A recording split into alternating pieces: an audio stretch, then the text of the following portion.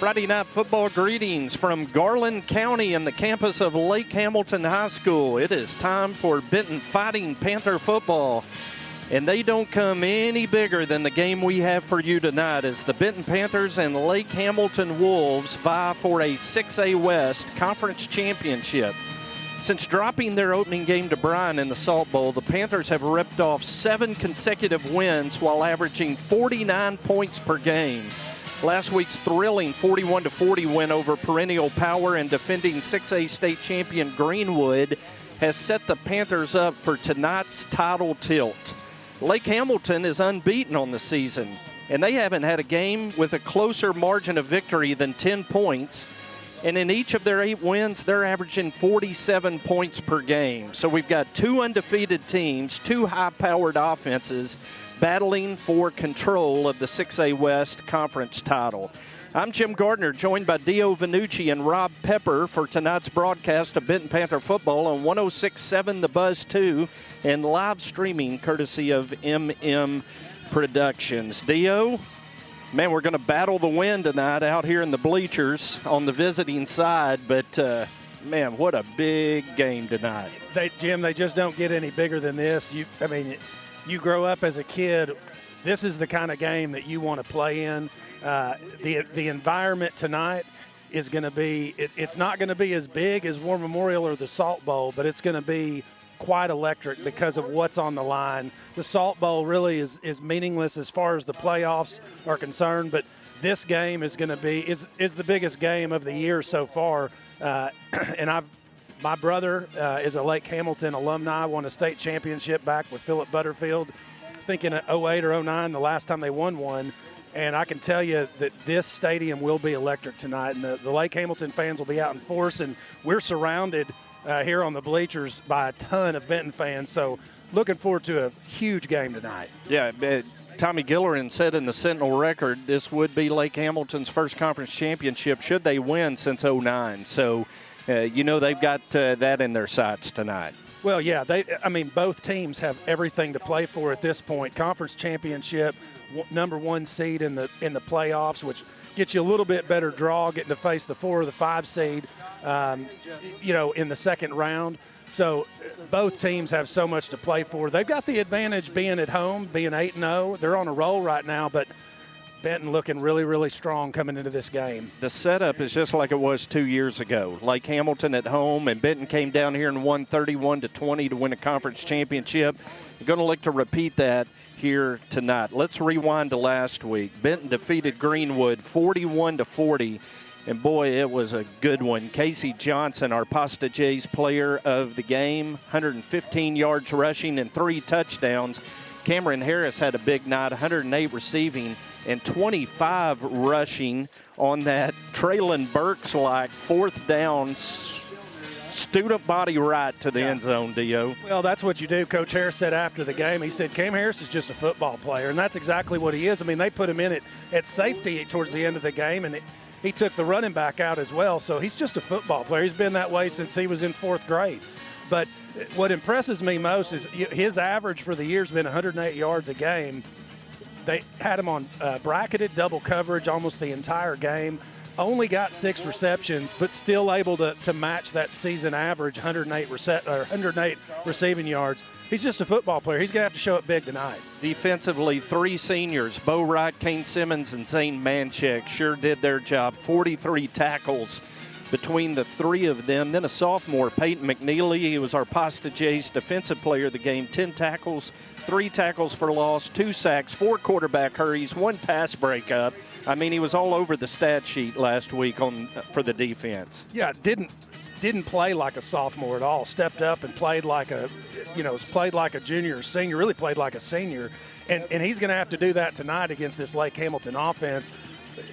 From his position, he has an opportunity to put a stop to a lot of that Lake Hamilton running game. And Brandon Johnson at defensive end last week, all he did, 6 tackles and 2 sacks. Yeah, just coming in, hasn't really played defense all year. They bring him in, and he just goes to town, uses that speed and that quickness to get into the backfield and wreak havoc. And I got a feeling we're going to see him a little bit more this week against Lake Hamilton's wing T. I imagine we will. Coach Harris is this is a night you pull out all the stops. There's nothing to hide anymore. You don't need to save anything. It's time to get downfield and hit somebody. Last week in the 6A West, in addition to Benton's win over Greenwood, this Lake Hamilton team won on the road at Van Buren 63-33. Parkview defeated Russellville 48-7, and Mountain Home doubled up Siloam Springs 42-21. Now tonight in the 6A West, this game right here has conference championship implications. Benton wins, they're in the driver's seat. Lake Hamilton wins, they're in the driver's seat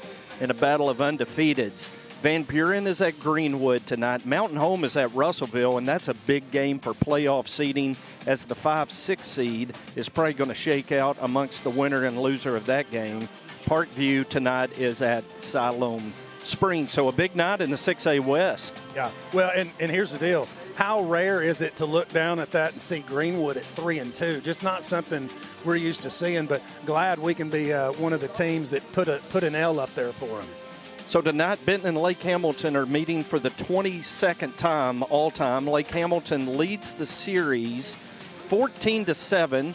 The Wolves won last year at Benton 51-34, but as we already mentioned, the last time the two teams met here 2 years ago, Benton won 31-20 and secured a 6A West championship. So we're looking for a repeat tonight. Oh, absolutely. We're looking for a repeat. And, I think that those home games, because this is the Friday that our schools are all out of school. Now, I don't know about Lake Hamilton. I think that's just a Benton thing. But that's always a challenge. Coach Harris has talked about it before, because it gets us off our rhythm. It gets the kids, out of their routine a little bit. So with an away game, he kind of is able to get them in and get everything started a little bit quicker, get them on that routine a little earlier. I really think that has an impact, because when we're traveling here, the kids are back into that routine now a little bit. So hopefully that doesn't have an impact on how we come out. Can't come out flat in a game like this. And I know they had a great time at the museum this afternoon. Donnie Burke showed them around, talked to them about Benton football history and how they can make history tonight by winning their second conference championship in 3 years. That's something to play for. There's nothing like getting a little history lesson to motivate you for the future. Go make a little history, and that's what the Panthers are going to do this evening. So we're going to step aside on the Everett Buick GMC Panther pregame show, and when we come back, you'll hear head Panther Brad Harris preview tonight's ball game. This is Benton Panther football on the Benton Football Network. Hi, I'm Susie Everett, inviting you to come see us at Everett Buick GMC and discover the Everett difference. But what is that difference? It's outstanding customer service, the largest Buick GMC inventory in Arkansas, a state-of-the-art facility, and an outstanding team of professionals who put your needs first. From sales to service to financing, the difference shows in everything we do every day. Come see us at Everett Buick GMC, I-30 at the Alcoa exit. Family and community go hand in hand. That's why ACDI proudly calls downtown Benton our home, and why we are excited to be a part of this community. Hi, I'm Josh Lane, the team captain at ACDI. My teammates understand the importance of serving in the community, and at ACDI, we'll always make that a priority. We are proud sponsors of the Benton Panther football team and thankful to share our family with this great hometown. Go Panthers!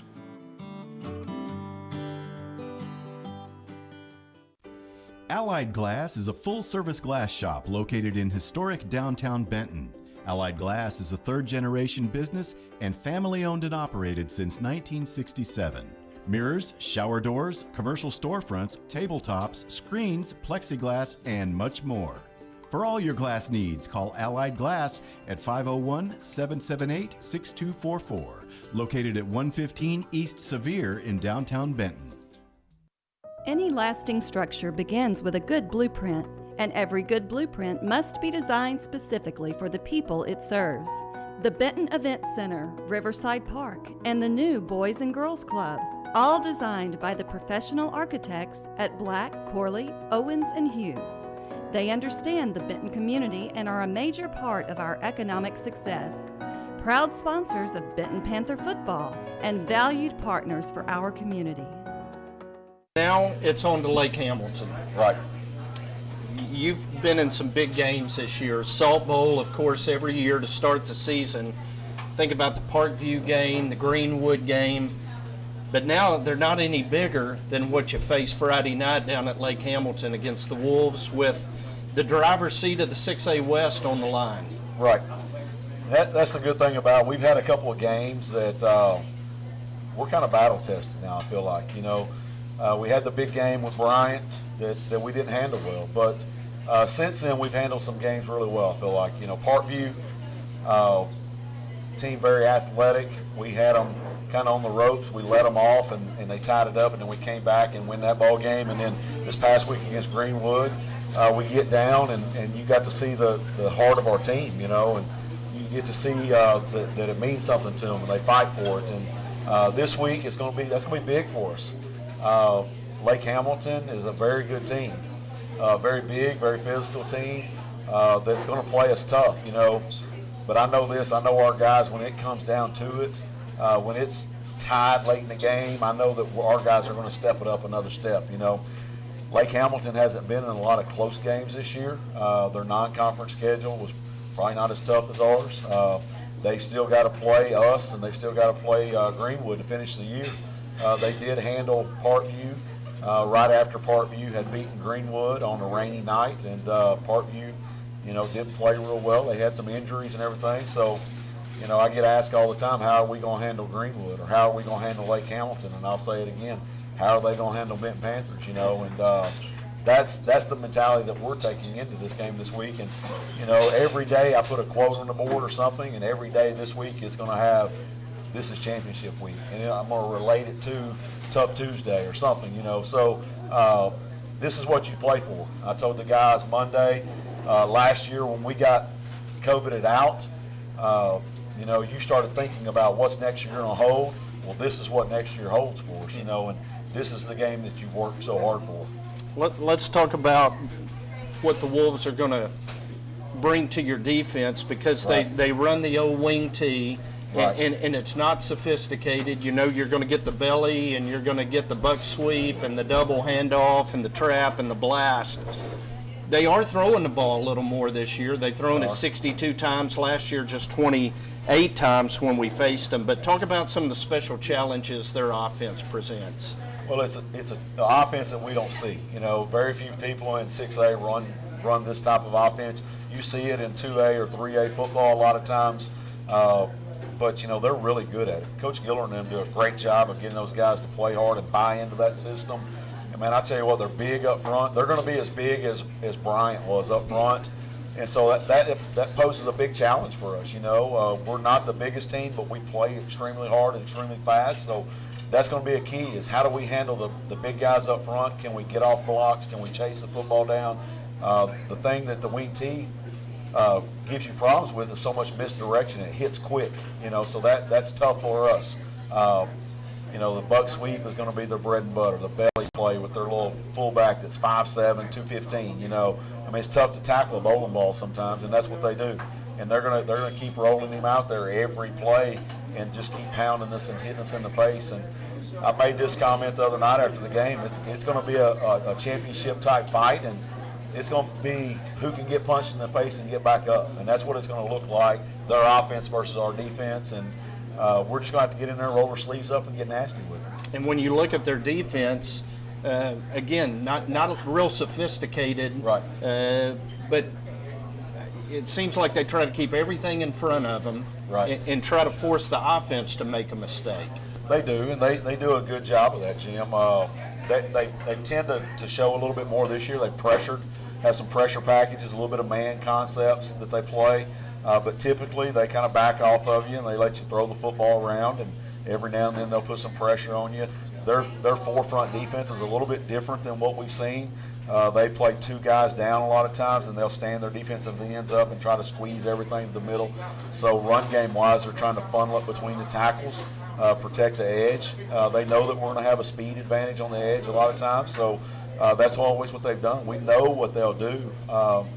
We just got to go attack it and be really good offensively. We got to be efficient because they're going to try to limit our touches offensively. So, I think they're going to have a hard time keeping up with our skill guys. and I think they know that. So they may throw us a curveball that we haven't seen. You may see them in a 3 down front to drop an extra guy back off like they did a little bit last year. But we kind of know each other enough right now. It's just about who's going to go execute and be the most efficient Friday night. Yeah, efficiency's a big key because typically we'll have 12 to 13 possessions a game. Right. The last 2 years in 19 we had 7. Right. Last year we had 8. So you're taking a third of your possessions away with their ball control offense. Right. And that's one thing you mentioned. One of our goals is to score 50% of our possessions. And we always say if we get 12 to 14 possessions, if we can score on 6 or 7 of them, we're putting up 42, 49 points a game, and we've been really good at that this year. But Friday night, if we score on 50% of those possessions, we're looking at a 21 or a 28 point, is all we're scoring, and we need to be able to score more than that. So we've got to be very efficient Friday night. If we get 8 possessions, we need to score on 6 of them or 5 of them, to be able to make their offense get out of their comfort zone, because they're not going to play well from behind. If we can get up on them and maybe get a 2-score lead, that forces them to do things they don't like to do, and helps our defense more. Yeah, Coach, good luck Friday. Thank you very much, Jim. Yes, we've got Bear on the line with a question for Trey. Bear, what's your question? Hey, Randy, this is Bear, first-time listener, long-time caller. I wanted to ask Trey about Sanders Ground Essentials. I know they are real 5-star guys wanted by everybody. I heard they have an excellent weed control and fertilization program, and they do customized plans based on annual soil results for all their customers. I just want to know what you guys have heard. I'm going to hang up and listen now. Bear, you should call them at 315-9395 or on the web at sandersground.com. Let's get growing. Welcome back to Benton Panther football tonight. Benton and Lake Hamilton. A big shout out to Dio's brother in New York. Yeah. Cheering on the Panthers tonight. We've also got the entire Northside Church of Christ College and Young Career Group having a fellowship tonight. They've got it on. So a lot of folks home and abroad cheering on the Panthers tonight. Yeah. Dio, heard Coach Harris talk about you usually get 12 to 13 possessions a game, and if you can score on half of those, you're at the 42, 49-point mark. But against Lake Hamilton, you may only get 7 or 8 possessions, and as Coach Harris said, you can't afford to only score on half of those. Right. Well, I remember last year in the third quarter, we got 1 possession that entire third quarter.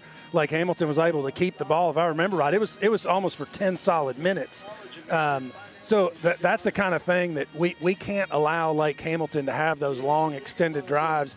We've got to get them off the field because it's twofold. Not only do you not give your offense chances, but you absolutely exhaust your defense by the end of the game. Yeah, let's break down the numbers real quick. The Panther offense has been very prolific, especially since that Week 1 Salt Bowl game. 169 a game on the ground, 265 through the air, 434 total.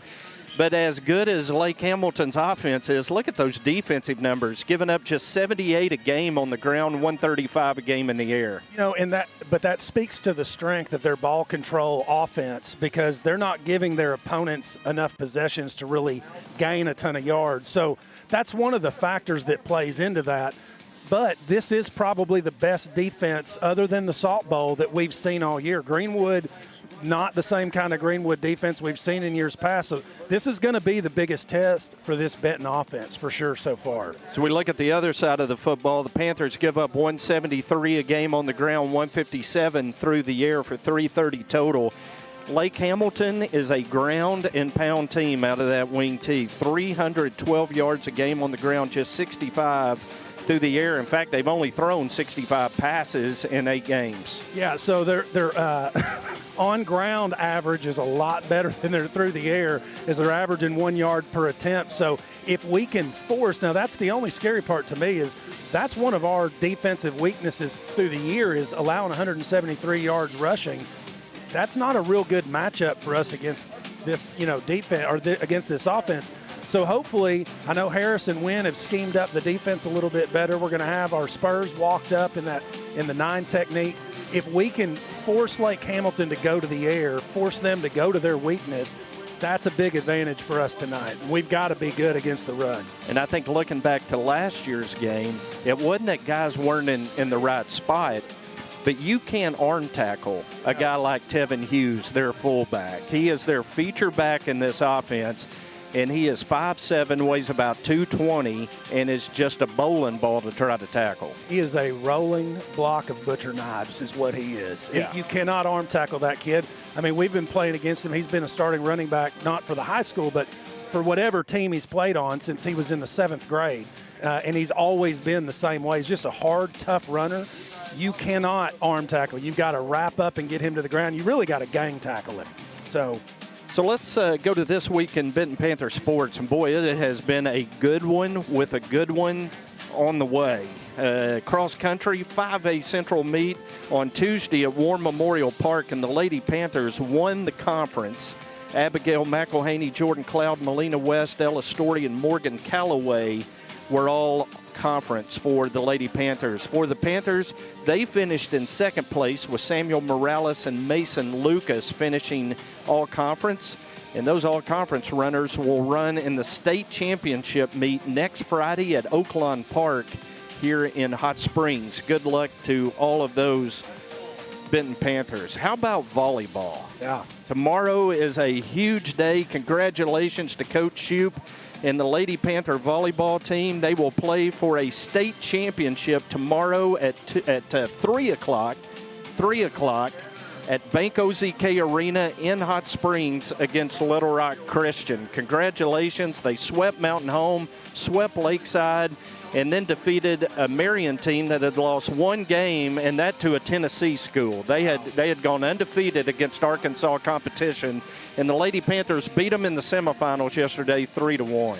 That's impressive right there. That's going to be a huge, huge game tomorrow. Little Rock Christian, always good, but Lady Panthers, they're going to be coming to play for sure. That's going to be a fun one to watch. The fourth time those two schools have played this year. Benton has won 2. Little Rock Christian has won 1. So we wish all the best to the Benton Lady Panther volleyball team. You can send them off to victory tomorrow from the parking lot of the arena at 12 noon. Game at 3 o'clock at Bank OZK Arena. 7th graders put a whooping on North Little Rock Monday night, 44-8. And the junior high, with a couple of wins last night at Cabot South, the freshmen won 34-7. The 8th grade won 16-8. And that sets up a championship game on Tuesday night at Everett Field. Undefeated Benton against undefeated Bryant for the Central Arkansas Junior High Conference Championship. We are going to step away for a break as they have the national anthem here at Lake Hamilton. This is Benton Panther Football on the Benton Football Network. Congo Fireplace and Patio has been Benton's go-to place for all your hearth needs since 1920. Stop by now and see over 20 live burning displays. With the South's largest selection of gas logs, gas inserts, and wood-burning stoves, Congo has what you need to heat your home this winter. Get any accessory you need for your fireplace and stove in one place. Plus, see the largest selection of pellet stoves. With over 90 years of combined sales and service, there's no other place to shop. Hamilton Family Dentistry, dental care that grows with you. We're family owned and are ready to provide dental care for your family. From your newborn baby to your great-grandparents, we see them all. Give us a call at 653-2422 or come visit us at 2422 Spring Hill Road. Merchants and Farmers Bank is built around hard work and dedication, offering the big bank products but small bank friendly. Building relationships, one customer at a time. We invite you to be next.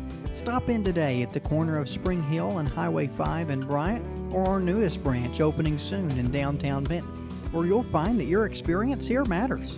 Visit us online at mfbanknet.com or find us on Facebook. Member FDIC, Equal Housing Lender. Jones Heating and Air, located at 520 Edison Avenue in Benton, specializes in residential, commercial, and new construction HVAC systems and offers 24-hour service. Jones is a proud supporter of Benton Panther Athletics, the Saline County Boys and Girls Club, and youth sports at Benton's Riverside Park. Find out more at jonesheatingandair.com or call 501-778-3324. You ready for this? Home field advantage is such a huge deal in football, and I think it's a huge deal in the mortgage world too. That's why we're a local company. We have in-house processing and underwriting, And that enables me to make sure that my customers have a great experience from kickoff to the closing table. And that's just what we want to do, is give them a great experience. With Cornerstone Home Lending, you'll always have the home field advantage. Text DIO to 36260 to get started today. It's Friday, so Panther fans are thinking about our friends over at Riverside Grocery. Everyone knows about their catering that's good as grandma's, but their breakfast and lunch are becoming a Saline County tradition. Deer season's just around the corner, and Riverside's also your headquarters for feed and game processing. So whether you're gassing up or grabbing those essential tailgating supplies, Riverside Grocery has everything you need. Drop by Riverside and start your weekend right. Elliott Electrical is a proud supporter of Benton Panther football. For over 35 years, Elliott Electrical has been providing reliable, efficient, high-quality electric service to Saline County and Central Arkansas. From lighting design and planning to street and parking lot installation, Elliott Electrical has all the lighting services to keep your home and businesses illuminated. For a free estimate for all your electrical needs, contact Elliott Electrical today at 501-315-7539. Beautiful national anthem. We thought Kenny G was playing the national. That was a magnificent deal. Well, we are in the Hot Springs boyhood home of Bill Clinton, so we thought for a second Bill Clinton may have graced us with his presence to play the saxophone, but it was a Lake Hamilton student. But they played like Kenny G. Outstanding. So we continue our Everett Buick GMC Panther pregame show. Last week in Saline County, the winners were Bryant and Glen Rose. Harmony Grove lost a tough one in the final minute on the road at Nashville. And Boxside had a rough night last Friday against Joe T. Robinson. Tonight in Saline County, boy, North Little Rock at Bryant, that is a big one in 7A. Now, that'll be a fun one to watch. Arkadelphia is at Boxside tonight. Fountain Lake is at Harmony Grove. That ought to be a really good game over in Haskell. And Horatio is at Glen Rose tonight. It is time for our picks to click. And the number one fan of the Benton Panthers, Freddie Reinhardt, is going with the quarterback, Stran Smith, who will be one of the Benton captains tonight, and leading tackler with 92 on the season, Cain Simmons. Mason, Matt, and the crew are going with Casey Johnson and the super sophomore, Peyton McNeely. Dio, your picks. Well, I mean, when Cam Harris is still on the board as a pick to click, I'm going to take him every time, especially against Lake Hamilton, who's so good against the run. Hoping Cam Harris has a big night, and he needs to for this offense. And then Zane Manchek on defense had 13 tackles last week, but this is the style of offense that I think he's going to thrive in. Hope to see him with a lot of tackles. Some of them TFLs. That would be nice to see. So let's talk keys to victory tonight. Offense. Got to play clean. Can't get yourself behind the sticks against this defense, and you have to you have to turn your possessions into points. Period. So if we can play clean and not have false starts or holding penalties, our offense cannot shoot itself in the foot there. Defense, this kind of sounds silly, but tackle everybody. The reason I say that is because this style of offense, you don't know who's got the ball, and it's difficult to make that decision. Best practice is tackle the guy coming through your gap that you're responsible for. So tackle everybody. You're bound to get the ball carrier down. I've been wondering all week how you were going to explain that, because when you emailed me your keys to victory, to tackle everybody. yeah, just 11 on 11, just snap of the ball. No, you're assigned a gap in our defense. If the guy comes through your gap, tackle him.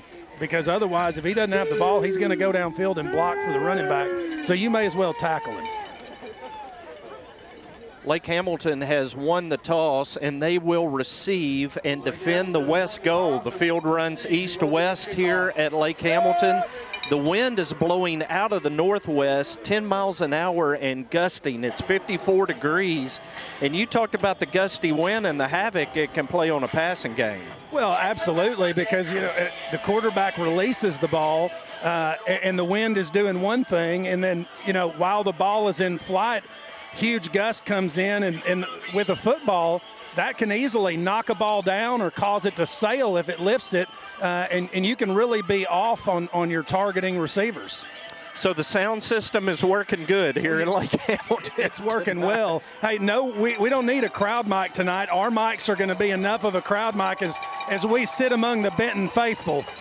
The Benton faithful that rise to their feet as the Panthers are in the tunnel, ready to come out onto the turf for tonight's 6A West title tilt. And here come the Panthers onto the field through the smoke provided by Independent Fire Extinguisher Sales and Service, located at 515 Bird Street in Benton. You can call them at 778-4197 for any fire extinguisher needs that you or your business may have. So, well, I'm going to tell you, Jim, them starting out with Lake Hamilton getting the ball, that's a strategic move by Tommy Gillerin, because he knows he wants to keep Benton's offense on the sidelines as much as he can tonight.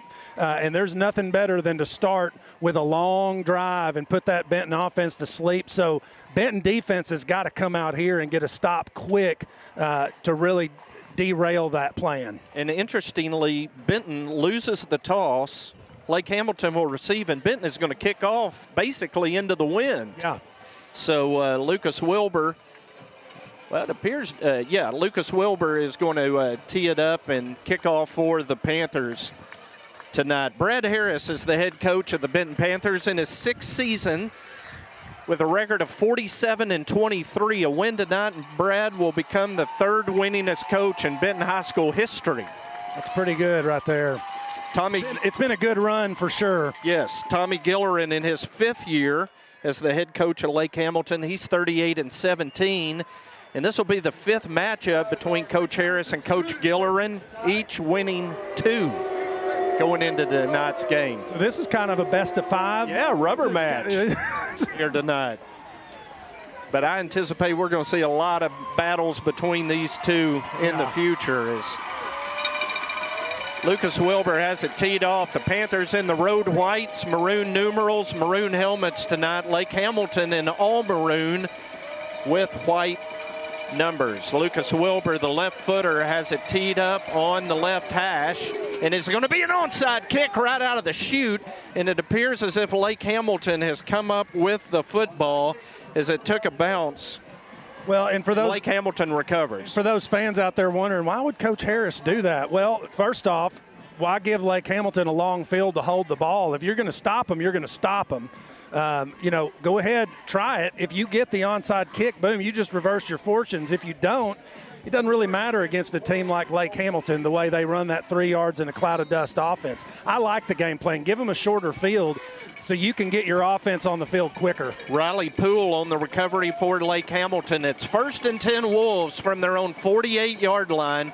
Wing T offense. Kendrick Martin, the wingback, motions to the right. They're going to hand off to Tevin Hughes running right. He has running room into the 2nd level of the Benton defense, and he's very close to a first down. Well, and that's the style of running back that he is. You're going to see arms hitting thigh pads all night and bouncing off of him. You got to get him wrapped up and get him down. So 10 yards on the carry for Hughes. If you look on your live stream and say, boy, those Lake Hamilton linemen look big, they are. They average 270 across the front line. They've got a 70-pound per man advantage up front. We'll see if Lake Hamilton just continues to try to lean on the Benton defense. It's Grant Bearden under center on 1st and 10. They go back to Hughes, and Hughes is going to pick up 3 yards to the Benton 39. Yeah, their offensive line's doing a good job. You see Hunter Goodwin just kind of get gobbled up by one of the offensive linemen there as he shoots the gap. So Lake Hamilton, not only are they big, but they've got really good technique. I mean, he ran himself out of the gap, and the offensive lineman just took him there and kept him going. Andrew Armstrong, Peyton McNeely, Hunter Goodwin, and Chase Harding up front. Look who's in there at the far end, Dio. Casey Johnson replaces Patrick Shipp on 2nd down and 7. They hand it off to Justin Kretschmer. He's retreating. He's going to be dropped for a loss back to the 47-yard line as Chris Bernard played it excellently, a loss of 8. Yeah, that's a great play by Chris Bernard coming up. Good job by Zane Manchek coming up, forcing him outside and deep, but that's what Chris Bernard's supposed to do at that safety position, come up and make that tackle. Actually, they got Chris Bernard almost lined up like a cornerback. Yeah, 3rd down and 15, a position Lake Hamilton does not like to be in with their offense. It's a 2 tight end set, wing back to the right. Bearden drops back. He's looking. He is throwing for his big receiver, and he overthrows Wallen Harris. Cain Simmons in coverage for the Panthers, and Lake Hamilton's going to punt it away. And that's exactly why you go ahead and onside kick it there, because you trust your defense to get the stop. Now Benton's going to get the opportunity to get the ball, but great job by Cain Simmons there. Guys, head and shoulders shorter than the receiver he's covering, but this is one of those where Lake Hamilton, with the wind at their back, sailed the ball over the receiver's head, wind not helping them there. Alex Hertz averages 46 yards a punt on the season. He receives an errant snap, puts his foot into it. It's an end-over-end kick that's going to be fielded by Andre Lane. He's at the 20. He cuts back. He's coming to the near side, breaks a couple of tackles. He's got running room outside the 30, up the Benton sideline to the 40-yard line before he's pushed out of bounds. Andre with a 22-yard return, and Benton's in great field position. And the rest of the punt team, or the rest of the punt return team, did a fantastic job. Had an opportunity to get a block in the back there, but the Benton Panther did a good job of just kind of standing in his way, not making a block. But Andre, by the time he got back to our sideline, he was out of gas. Yes. He had run 100 yards to do what he did. Stran Smith is the Benton quarterback. He's going to take and throw to Cameron Harris on 1st down. Running room over the 40, breaks a tackle into Lake Hamilton territory and out of bounds at the Wolf 32. Well, if their cornerbacks are going to stay off Cam Harris that deep all night, Cam Harris is going to have a big night tonight. 27 yards on the pitch and catch. It's 1st and 10 Benton at the Lake Hamilton 31-yard line. An empty gun for Smith, who throws out in the flat to Donovan Pearson. Running room over the 20, breaking tackles. Donovan Pearson to the pylon. Touchdown, Benton!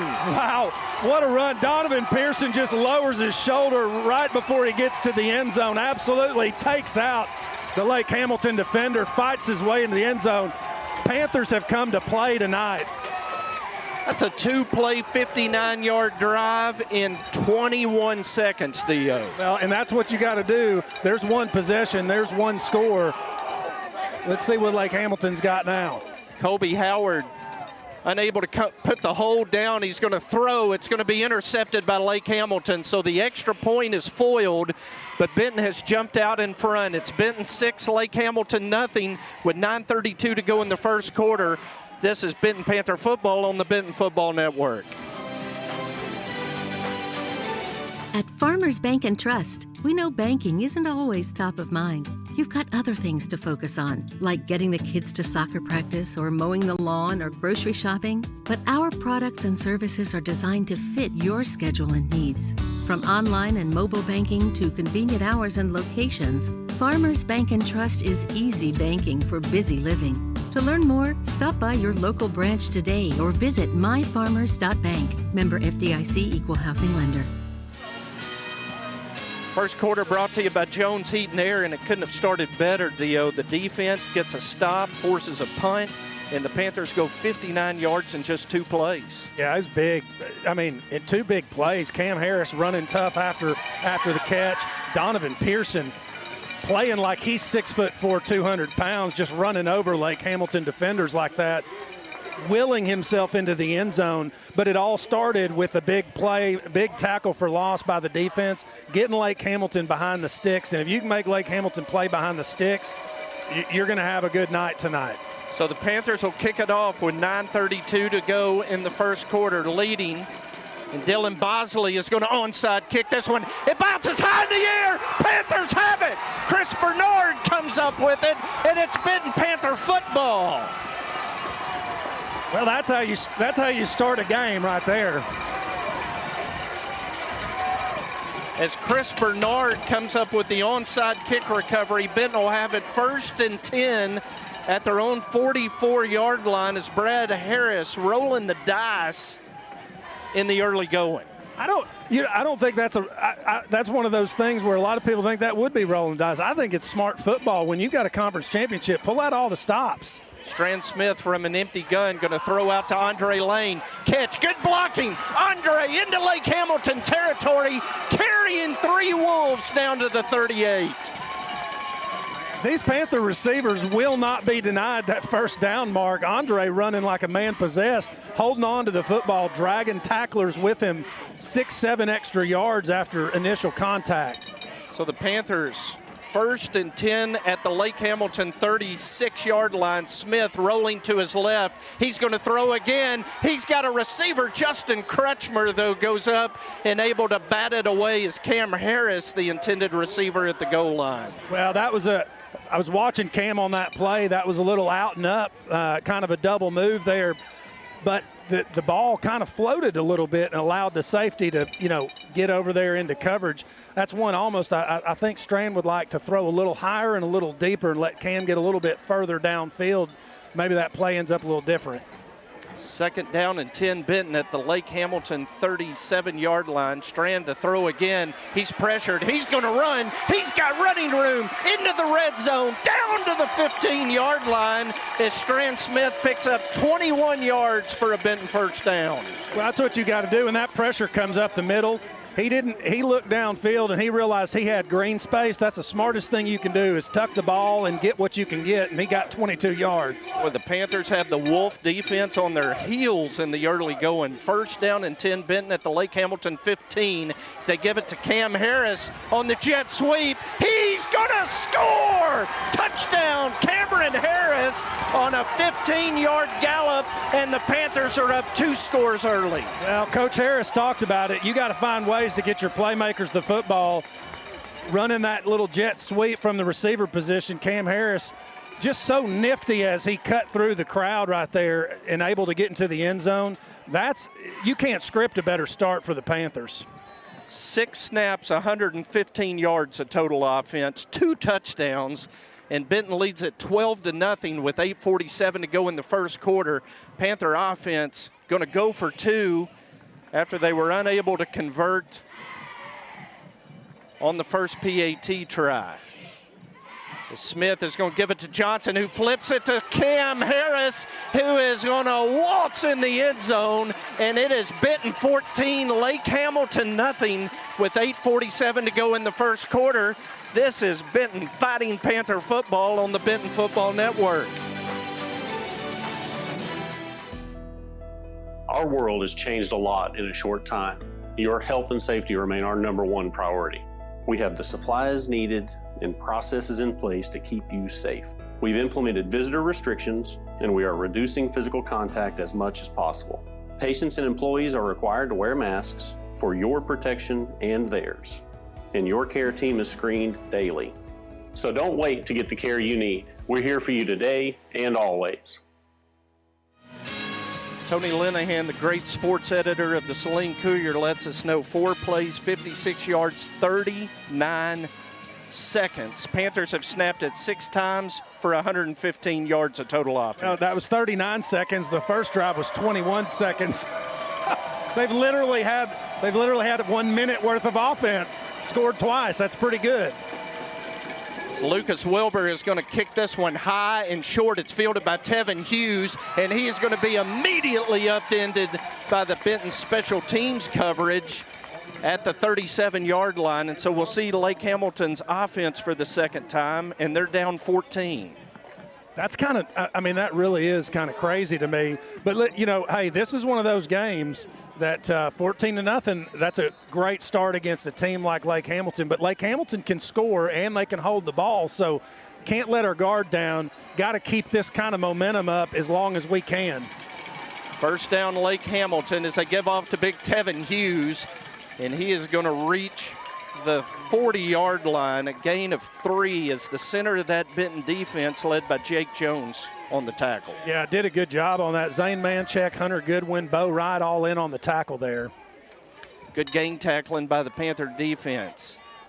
As Patrick Shipp checks out, Casey Johnson checks back in at defensive end. As Panthers with an 8-man front. On 2nd down and 7, they hand it off to Kendrick Martin running right, and he is going to be tripped up on the edge at the 46-yard line by Bo Wright. And it is going to be 3rd down and a yard for Lake Hamilton. Well, Lake Hamilton's not afraid of 3rd and 1. They're not afraid of 4th and 1 with the style of offense they run. What they call a chop block on the Benton defense? How do you do that when you're not blocking? Boy, that's a first. I've never seen a chop block on the defense, but that was the indication from the official.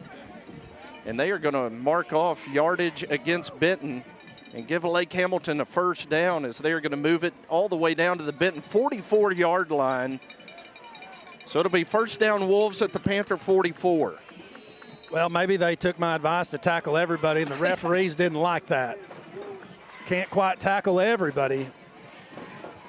1st down Lake Hamilton at the Benton 44 is they give it off to Kendrick Martin. He's running wide.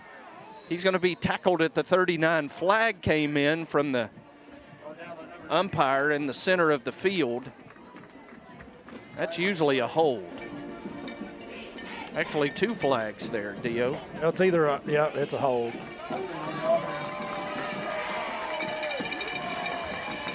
I was just hoping it wasn't another chop block on the defense, however that happens. I'm going to have to go back and watch the film on that to see if I can catch a chop block. So they mark it from the spot of the foul. It's going to back Lake Hamilton up to their own 47-yard line. It'll be 1st down and 19 for Lake Hamilton following the penalty. It's a 2 tight end offense. Wing T, they move Martin, the wing back, to the right side of the formation. Going to pitch it to Tevin Hughes running wide and into the short side of the field. He's going to be forced out of bounds at the Benton 45-yard line. Boy, that's a sneaky 8-yard gain, though. That's how they just rip off chunks right there, Dio. Well, and it just seems like every time they touch the ball, they're able to get 6, 7, 8 yards. Really do a good job of blocking. But Benton's defense doing a really good job of setting up a good wall. The only problem is we're doing it 8 yards downfield on a play like that. Tevin Hughes averages 7.9 yards per carry from the fullback position. It's 2nd down and 11, Lake Hamilton at the Benton 45. 7:26 to go in the 1st quarter. Benton leads at 14-0. As they pitch it back, Hughes looking to throw on the halfback pass. He lobs it up. 3 Panthers in coverage, but they bumped the intended receiver, Gavin Robbins, and we're going to get a pass interference against the Panthers. And he was well covered. There was really no reason to get that pass interference, but I think somebody I think that was an accident. Doesn't matter. It's still a flag, but no need to get a penalty there. That would have been a miracle for him to catch that ball if he would have stayed upright. If somebody lost their cell phone, it is in the home side ticket booth. So the pass interference against the Panthers will move it down to the 30-yard line. It's 1st down and 10 to Lake Hamilton at the Benton 30-yard line.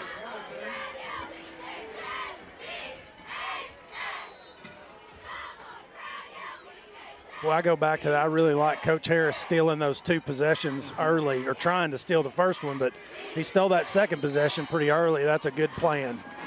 And now a whistle as Lake Hamilton came to the line of scrimmage, and Chase Harding is going to be sent to the sideline by the official. Probably going to require some treatment right there from T.J. White. Is Big Walker Davis, the 6'4", 275-pound junior, checks in at nose guard, replacing Chase Harding on this play. 2 tight, wing back to the left for Lake Hamilton. They give it off to Justin Kretschmer running left, and Kretschmer breaks a couple of tackles. He's over the 20. He's down inside the 10 before he's wrestled down by Jaden Collinet at the 7-yard line. 1st down and goal, Lake Hamilton. Well, he's a quick little running back right there. When he gets a little bit of open space, he can make some moves. He's a dangerous guy. We're going to have to keep tabs on him all night. Yeah, Kretschmer averages 11.1 yards per carry for Lake Hamilton, a 5'10", 170-pound junior. It's first down and goal, Lake Hamilton at the Benton 6-yard line. Let's see if the PDC can stiffen down here in the red zone. So they move Crutchmer to wingback, Martin to halfback. They give it off to Tevin Hughes, and he is going to pick up 3 yards down to the 3-yard line where it's second and goal. Well, good job by the linebackers kind of creating a wall, and then Brandon Johnson able to come in from the end position and wrap Tevin Hughes up. Great play by the defense when you can hold them to 3 yards. Pretty good. Second down and 3. As Walker Davis stays in there at nose man. Peyton McNeely and Hunter Goodwin, the tackles. Andrew Armstrong, Casey Johnson, the ends. Jake Jones, Zane Manchak, Bo Ryder, your linebackers. Second down and goal, Lake Hamilton. Snap clock at 1, and the Wolves have to take a timeout. Lake Hamilton takes a timeout. Benton leading 14-0. Let's bring Rob Pepper in for the first time tonight down on the sideline. Rob, great start tonight for the Panthers. It's a wonderful start, and if I didn't know better, I would think we were at the Palace tonight with the atmosphere. It is loud down here, and the first 2 series were just electric. So hope we can keep that momentum going. Yeah, the band is actually having to sit on the track because there is no room in these bleachers. Panthers fans have shown up en masse tonight. And you look across the way, they're packed in on the Lake Hamilton side as well, Dio. Great atmosphere for this title fight between Benton and Lake Hamilton. Well, this is exactly what you want, and if you're a high school kid, this is exactly the kind of game that you get excited about, you get up for. And no shortage of excitement. And Coach Harris knows how to create some extra excitement with the onside kicks and, going up 14-0, on the road. That's how you want to start a conference championship game. So Lake Hamilton back to the field. They are going to huddle up, and something we don't see a lot of. Lake Hamilton huddles after every play, even after a timeout. They come to the line of scrimmage, strength to the left of the formation. They're going to hand it off to Justin Crutchmer, coming left, and Crutchmer's in the end zone for a Lake Hamilton touchdown. Touchdown, Justin Crutchmer, as Lake Hamilton goes 63 yards to cut the Benton lead to 14-6. Well, and here's the thing, Coach Wynn has got to be telling his defense, we know Lake Hamilton's going to score some. You don't get down about that. We've already flipped it. We're up 2, and we've really, had 2 quick possessions. So Lake Hamilton scoring, we get the ball right back, and Lake Hamilton defense doesn't show any signs of being able to stop our offense. So that's exactly what we need to do, and we just need to score on the next possession. Alex Hertz drills the extra point, and it is Benton 14 and Lake Hamilton 7. All right, everybody, Trunk or Treat is tomorrow evening from 6 to 8 p.m. behind Holland Chapel Baptist Church. There are going to be at least 44 different trunks that will be passing out candy in this walkthrough event. Bring your kiddos all dressed up for a fun, family-friendly event brought to you by the City of Benton. Also, next Friday is Food Truck Friday at the Benton Event Center. The turkey race is coming up on November 13th. At the Farmers Market at 1 o'clock. And go on and circle this, Dio, on your calendar. The Christmas tree lighting, December 3rd at 6:30 p.m. at the Farmers Market. A lot of fun coming up in the city of Benton. Trunk or Treat tomorrow night at 6 o'clock. Good times to be had all around. It'll be nice for Benton to come home with a conference championship. Right in time for Halloween. Yeah, everybody can stop at Trunk or Treat on the way back from Hot Springs. There you go. Cain Simmons. They could show off a state championship trophy there tomorrow night, huh? So Alex Hertz will kick off for Lake Hamilton. He's got 34 touchbacks on the season. He puts his foot into it, a line drive kick over the head of Chris Bernard into the end zone for the touchback. Good, strong leg for Lake Hamilton's kicker, and Benton will start at their own 20, but boy, the Panther offense, nothing has slowed them their first 2 drives. No, nothing slowed them at all, and this is not the time to get conservative. Hopefully Coach Ray is going to stick with what scored the first 2 and keep that passing attack going. have a feeling he's probably going to try to run the ball a little bit here, but if they're going to give you passing opportunities, take them. Empty in the backfield, so maybe not running. So first down, Stran Smith going to throw. Andre Lane with the catch, and he is going to be unable to break away from Jamarian Byrd, the Lake Hamilton linebacker. Drops Andre for no gain. It'll be second down and 10 Panthers. Yeah, Jamarian Byrd did a pretty good job. Got Andre wrapped up, and he's not easy to get wrapped up. Andre, one of the kind of just got strong legs and arms, and usually doesn't get taken down by the first tackler. Benton again with a 5-receiver set. Colby Howard is in there at wide receiver. They motion Pearson to the left, 4 receivers. That's that. Drake Womack makes an incredible catch on the Lake Hamilton sideline, going out of bounds at the 35. What a catch by Drake. My favorite thing is watching, I couldn't tell that was Tommy Gillerin or not, but he was trying to say that Womack juggled the ball, but he completed the catch for sure. Boy, Benton coming out slinging, only one run play thus far from the offense as they swing it out to Donovan Pearson, and boy, that time Lake Hamilton had it read like a book as Aiden Easter is going to drop Donovan Pearson for a 5-yard loss. We went to the well one too many times on that play. maybe should have tried to throw that little, throw something downfield, little slant. I like the seam route. The way the safeties are kind of playing up against that play, good opportunity for a play action and run one of those receivers right up the seam. Panthers going to stack twins to each side of the formation. Fake to Casey Johnson, throw to Andre Lane, and he is going to make the catch and carry it to the 39-yard line. That's a gain of 9, and that's going to leave Benton with a 3rd and 5. And notice Andre did not even go down. He had 6 Lake Hamilton defenders trying to tackle him. He still never went to the ground. They just stopped his forward momentum. 3rd down, make it 6 for the Panthers. 3rd down and 6 at their own 39-yard line. Single back in the backfield. Strand fakes to him. He's pressured. He eludes the pressure. He's got the first down as Strand scrambles out of bounds. Flag comes in, and it should add 15 onto it for a late hit as Strand bumped out of bounds at the 48. Well, Lake Hamilton coaching staff is not real happy right now. The flags are not going Lake Hamilton's way. I don't know that was quite necessary. It looked like he made contact before he went out of bounds, but we'll take it.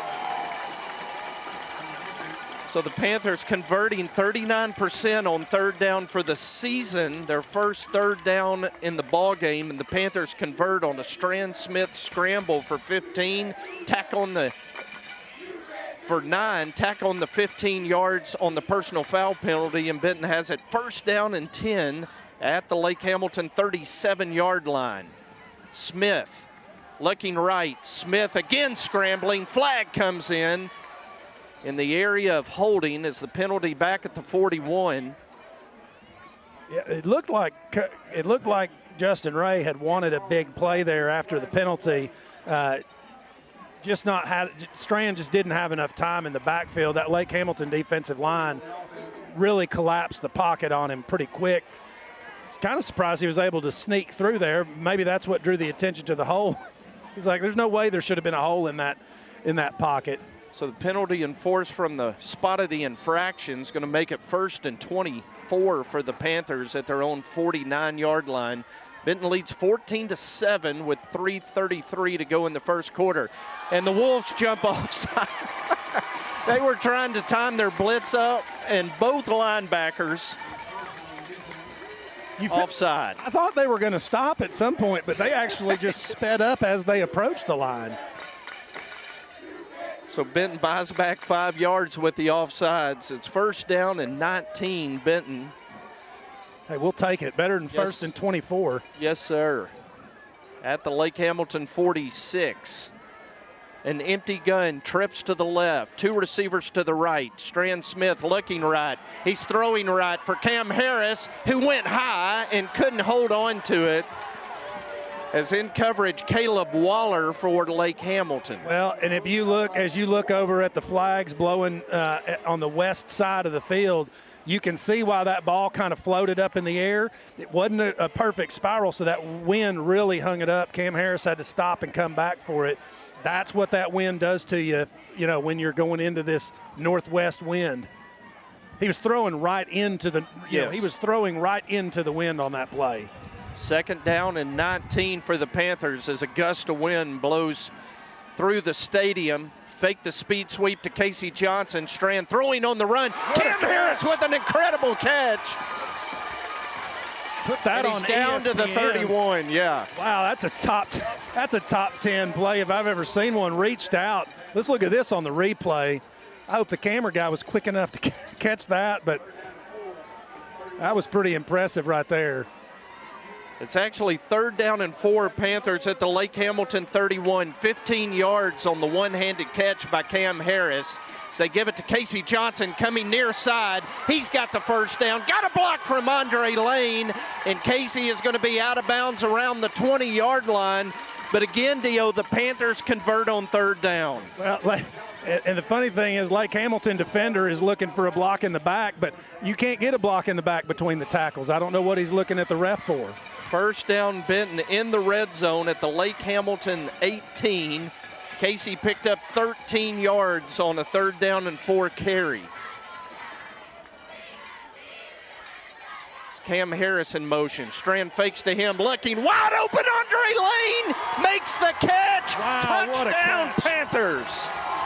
When you saw that ball float up there again into that wind, but Stran did a good job. He didn't try to hammer it in there. He kind of floated it up there. Andre Lane doing a good job focusing on the ball and coming down with the catch into the end zone with double coverage.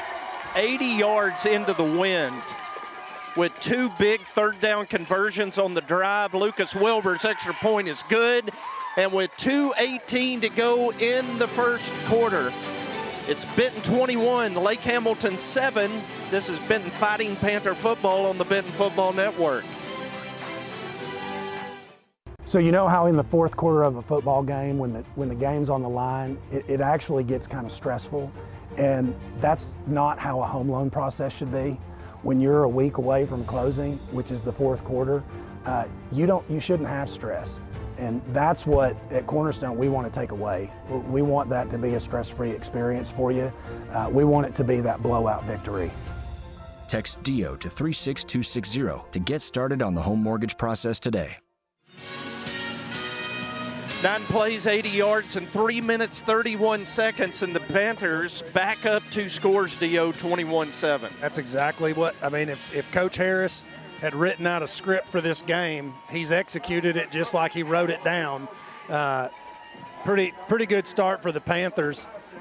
Lake Hamilton, with their style of play, does not play well with being 2 scores down. Really big advantage for the Panthers as we come to the end of this first quarter. Wilbur's kickoff, a low line drive that's going to hit at the 25 and squirt out of bounds at the 20-yard line. And Lake Hamilton is going to send their offense out onto the field. First Security Bank is Arkansas-owned and Arkansas-focused, with better service, better solutions, and better support with better ways to build a life, buy a home, or run a business. Bank better with First Security Bank. They are only in Arkansas. So the Wolves will put it in play. First down and 10 at their own 35 following the kick out of bounds. 2:18 to go in the first quarter, and Benton leads at 21-7. Well, and I would expect, unless the Panthers get a stop here pretty quick, we're going to see Lake Hamilton end the first quarter on offense here, but that's a fast start like we've seen Benton do all year. Justin Crutchmer is going to be hit first by Chris Bernard. Jaden Collinette finishes the tackle at the 40-yard line, but it's a gain of 5 for Justin Crutchmer. It'll be 2nd and 5 Wolves.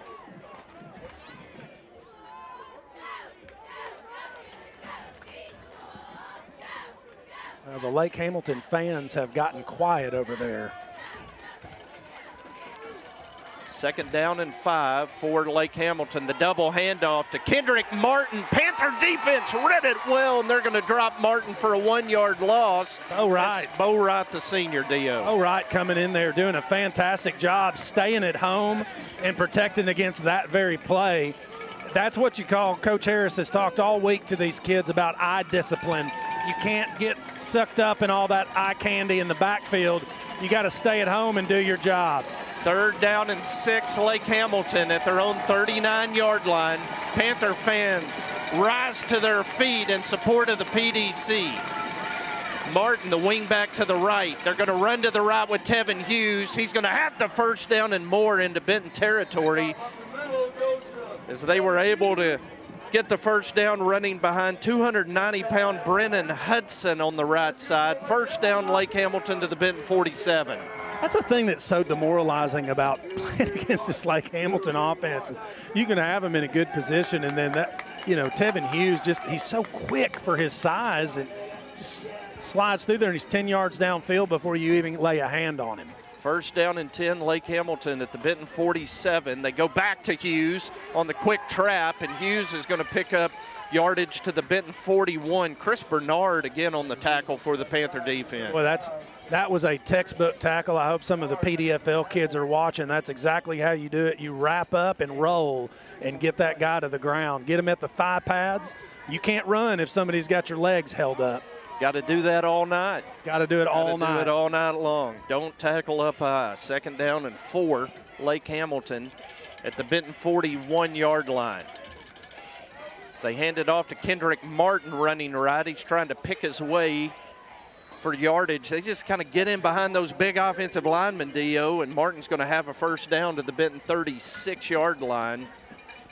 Well, but they'll wind the clock after they move the chains, and that's going to be it for the 1st quarter. Yes, it is, and this is exactly what we expected.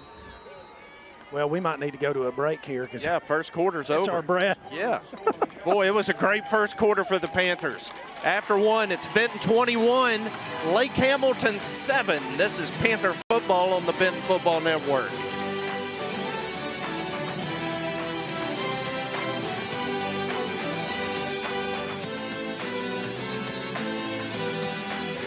CTS Services is a Benton-owned company that specializes in industrial cleaning, waste disposal, and COVID-19 disinfection. CTS is a strong, secure company looking to add team members interested in a good career. CDL and non-CDL positions are available with competitive wages, IRA with a 3% company match, and health and life insurance benefits. For job, information, or cleaning services, give CTS a call at 501-778-4535. All right, Panther fans, it is State Championship Saturday. Tomorrow at 3 o'clock at Bank OZK Arena in Hot Springs, our Lady Panther volleyball team will play Little Rock Christian for a state championship. Meet at the arena parking lot at 12 noon for a big send-off for the Lady Panthers, and you can pre-purchase your tickets online. They are $7 at gofan.co/app/school/AAA. Take State, Lady Panthers. 1st down and 10, Lake Hamilton at the Benton 36 as we open the 2nd quarter. The Wolves in the wing tee, 2 tight end, handoff to Tevin Hughes, and Bo Wright's going to upend him at the 32-yard line. Doing a good job of tackling. That's the first man that made contact with him, and he's able to get him to the ground. So, but, once again, Lake Hamilton's happy with a 4-yard gain on 1st down. That's plenty of yards for their offense. Tonight's 2nd quarter brought to you by Sanders Ground Essentials. Go to sandersground.com. 2nd down and 6. Lake Hamilton at the Benton 32-yard line. 2nd play of the 2nd quarter. Benton leads at 21-7. And now Lake Hamilton's going to call a timeout. Tommy Gilleran's hopping mad on the Lake Hamilton sideline. He is mad.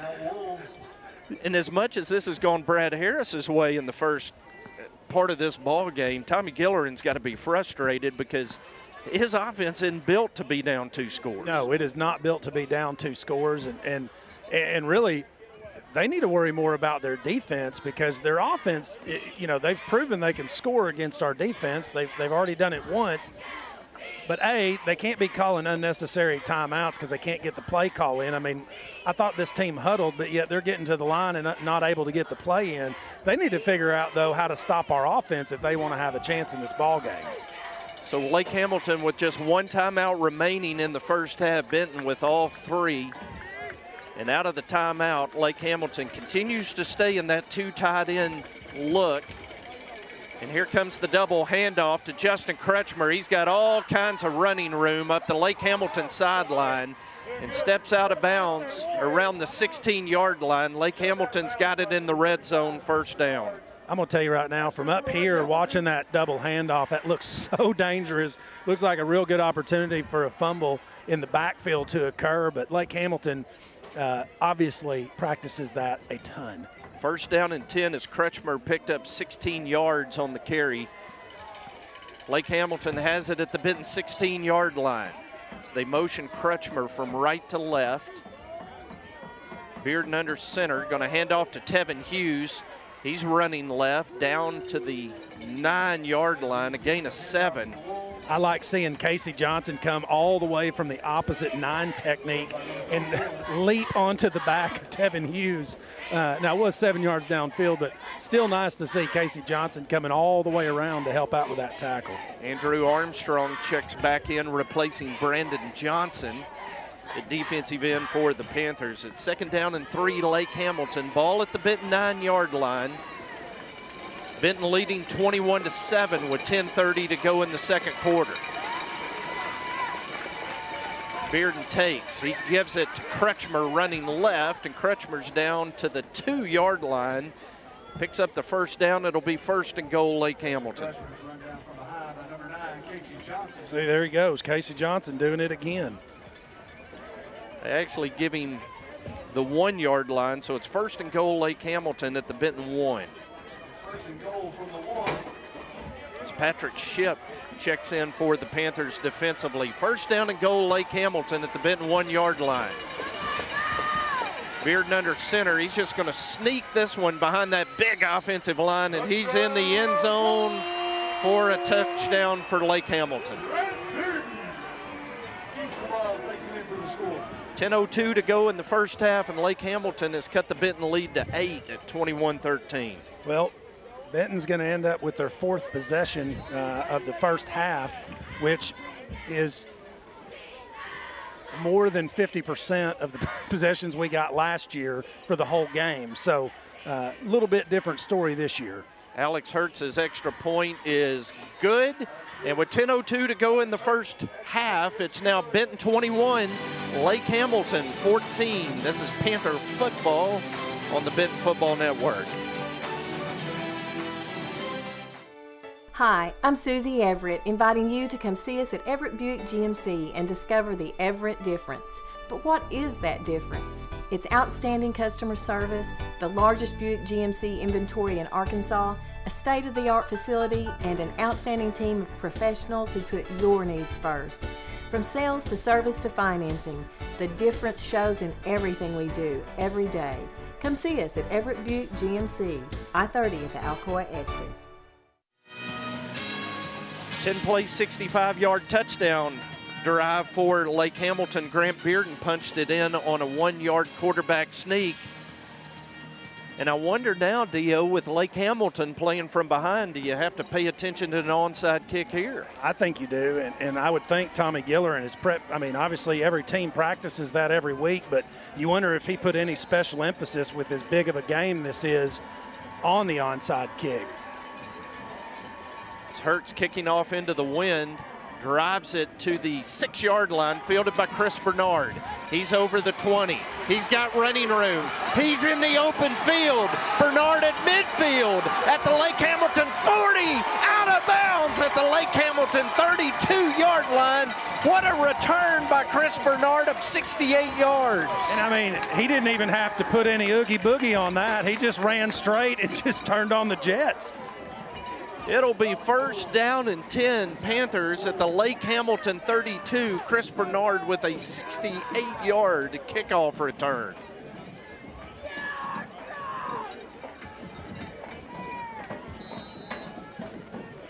As Donovan Pearson now in the backfield with Stran Smith. Stran will throw it to Donovan, wide open in the flat. He's at the 25, going to be wrestled out of bounds by Caleb Waller along the Lake Hamilton sideline at the 20. Gain of 12 and a first down. Benton offense just making their yards in chunks right now. I mean, this Lake Hamilton defense doesn't figure out how to slow this offense down, it's going to be a long night for them. Brandon Johnson in the slot to the near side, going to throw up top for Cameron Harris.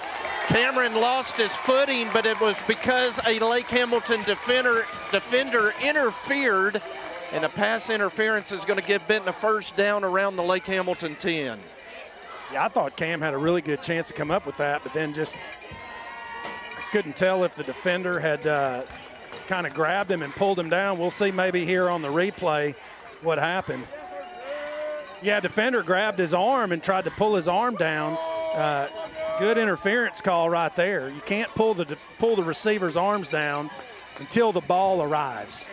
So first down Benton just outside the 10. They've got the change stretch so Benton can pick up a first down without a touchdown. As they hand off to Brandon Johnson, touchdown! Who needs a first down? Brandon Johnson running right, and he runs into the end zone for a Benton score. Don't need to run the ball that many times when you do that with it. Good job by Brandon Johnson just getting into the end zone. Walker Davis got up a little slow on that. I don't like seeing that out of our 6'4", 275-pound left tackle.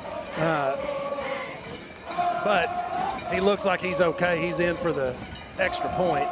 So Lucas Wilbur's extra point is good, and the Panthers go back up 2 scores. It's Benton 28, Lake Hamilton 14. This is Fighting Panther football on the Benton Football Network.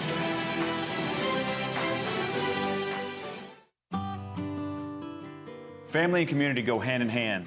That's why ACDI proudly calls downtown Benton our home and why we are excited to be a part of this community. Hi, I'm Josh Lane, the team captain at ACDI. My teammates understand the importance of serving in the community, and at ACDI, we'll always make that a priority. We are proud sponsors of the Benton Panther football team and thankful to share our family with this great hometown. Go Panthers!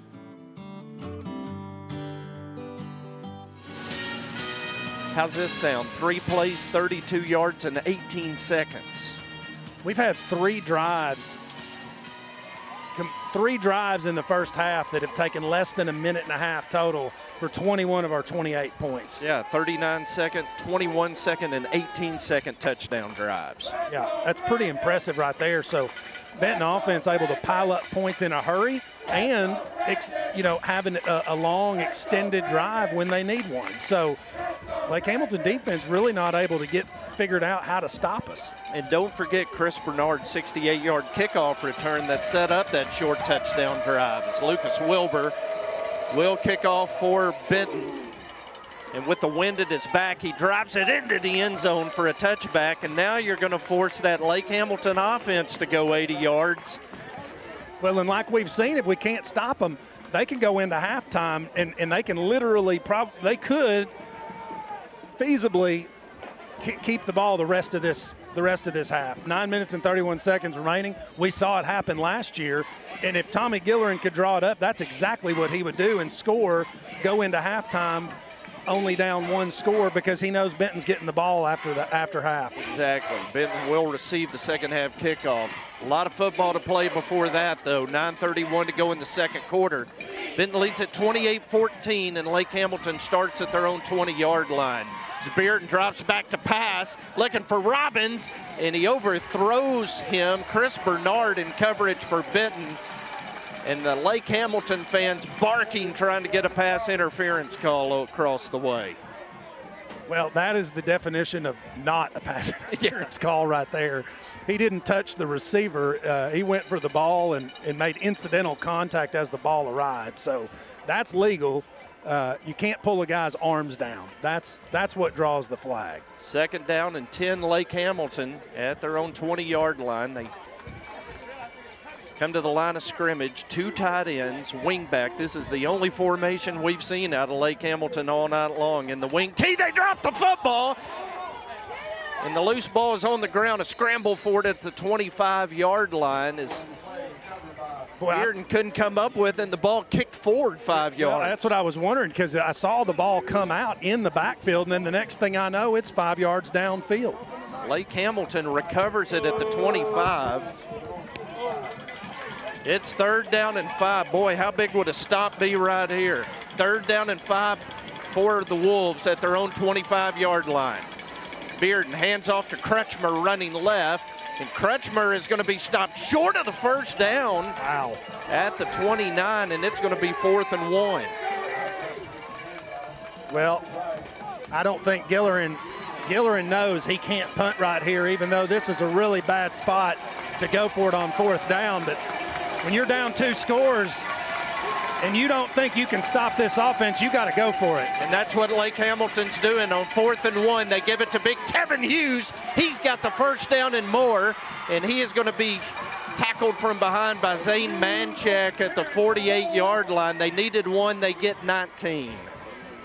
That was a good play. I mean, that's who you knew they were going to give him the ball. Your number 1 running back, your feature back in that offense.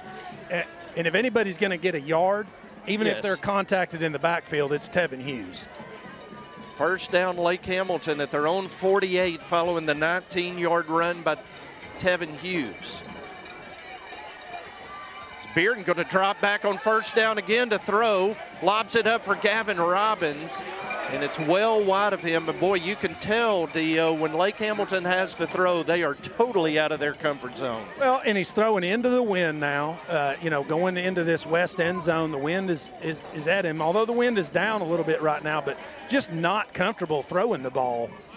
Gavin Robbins, their leading receiver, his target the last 2 passes with 9 catches on the year, leading receiver. Yeah, 65 attempts. Just not something that they, do very well. I don't know. I really don't understand the logic behind it. 2nd down and 10.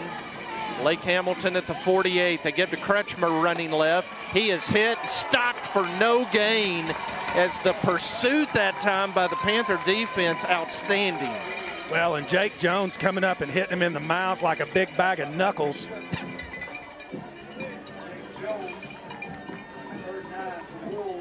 Jones, the 5'10", 210-pound junior, with the big tackle for Benton. They actually give Kretschmer a yard. It's 3rd down and 9, Lake Hamilton at their own 49-yard line. They're going to split a receiver out here this time. Colin Ashcraft comes to, they're getting trips to the near side. Bearden in the shotgun. Well, Kretschmer in the direct snap, a little wildcat look. And Kretschmer up the Benton sideline, picks his way to a 1st down. How in the world did he get there? We lost him in the sideline of the Benton players blocking. Kretschmer looked to be stopped 6 yards shy of the 1st down and somehow squirted up the sideline to the 39 and a 1st down. I think our defense lost him too, because I thought he was running out. I thought they ran him out of bounds, but he must have made a cutback in there somewhere. We couldn't see it through the sea of Panther jerseys. 1st down, Lake Hamilton at the Benton 39-yard line.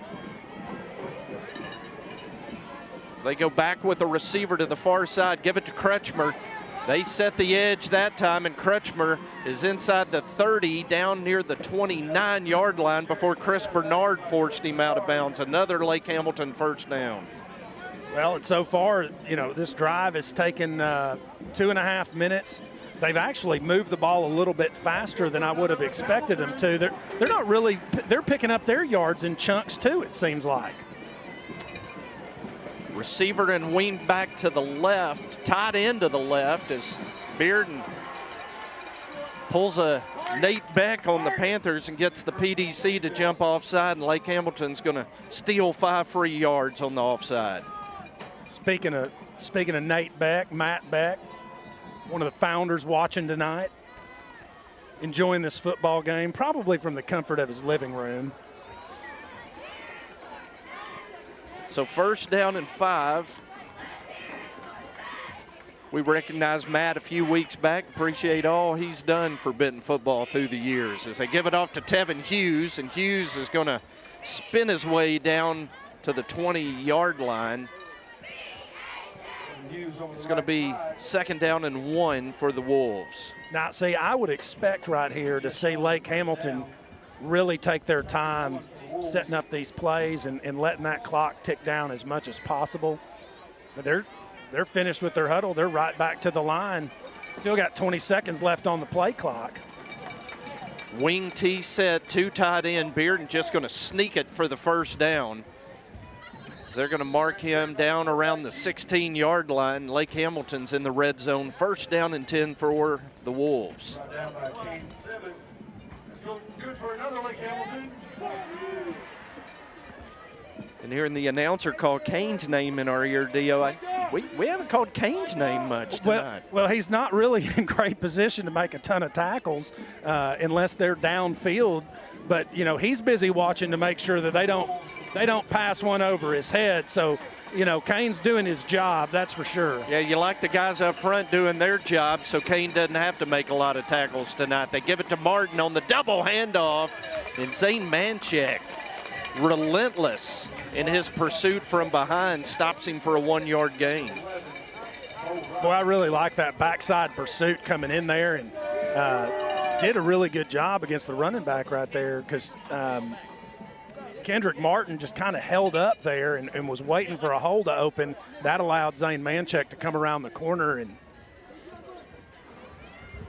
2nd down and 9, Lake Hamilton at the Benton 15. So Wolves threatening. Panthers lead at 28-14. They give it off to Kretschmer. He hurdles the pile and is down to the 9-yard line, a gain of 6. There was a Cain Simmons tackle, getting face-to-face with the running back and putting him on his back. You know Cain's itching to hit somebody. Yes. He finally got his chance there. 3rd down and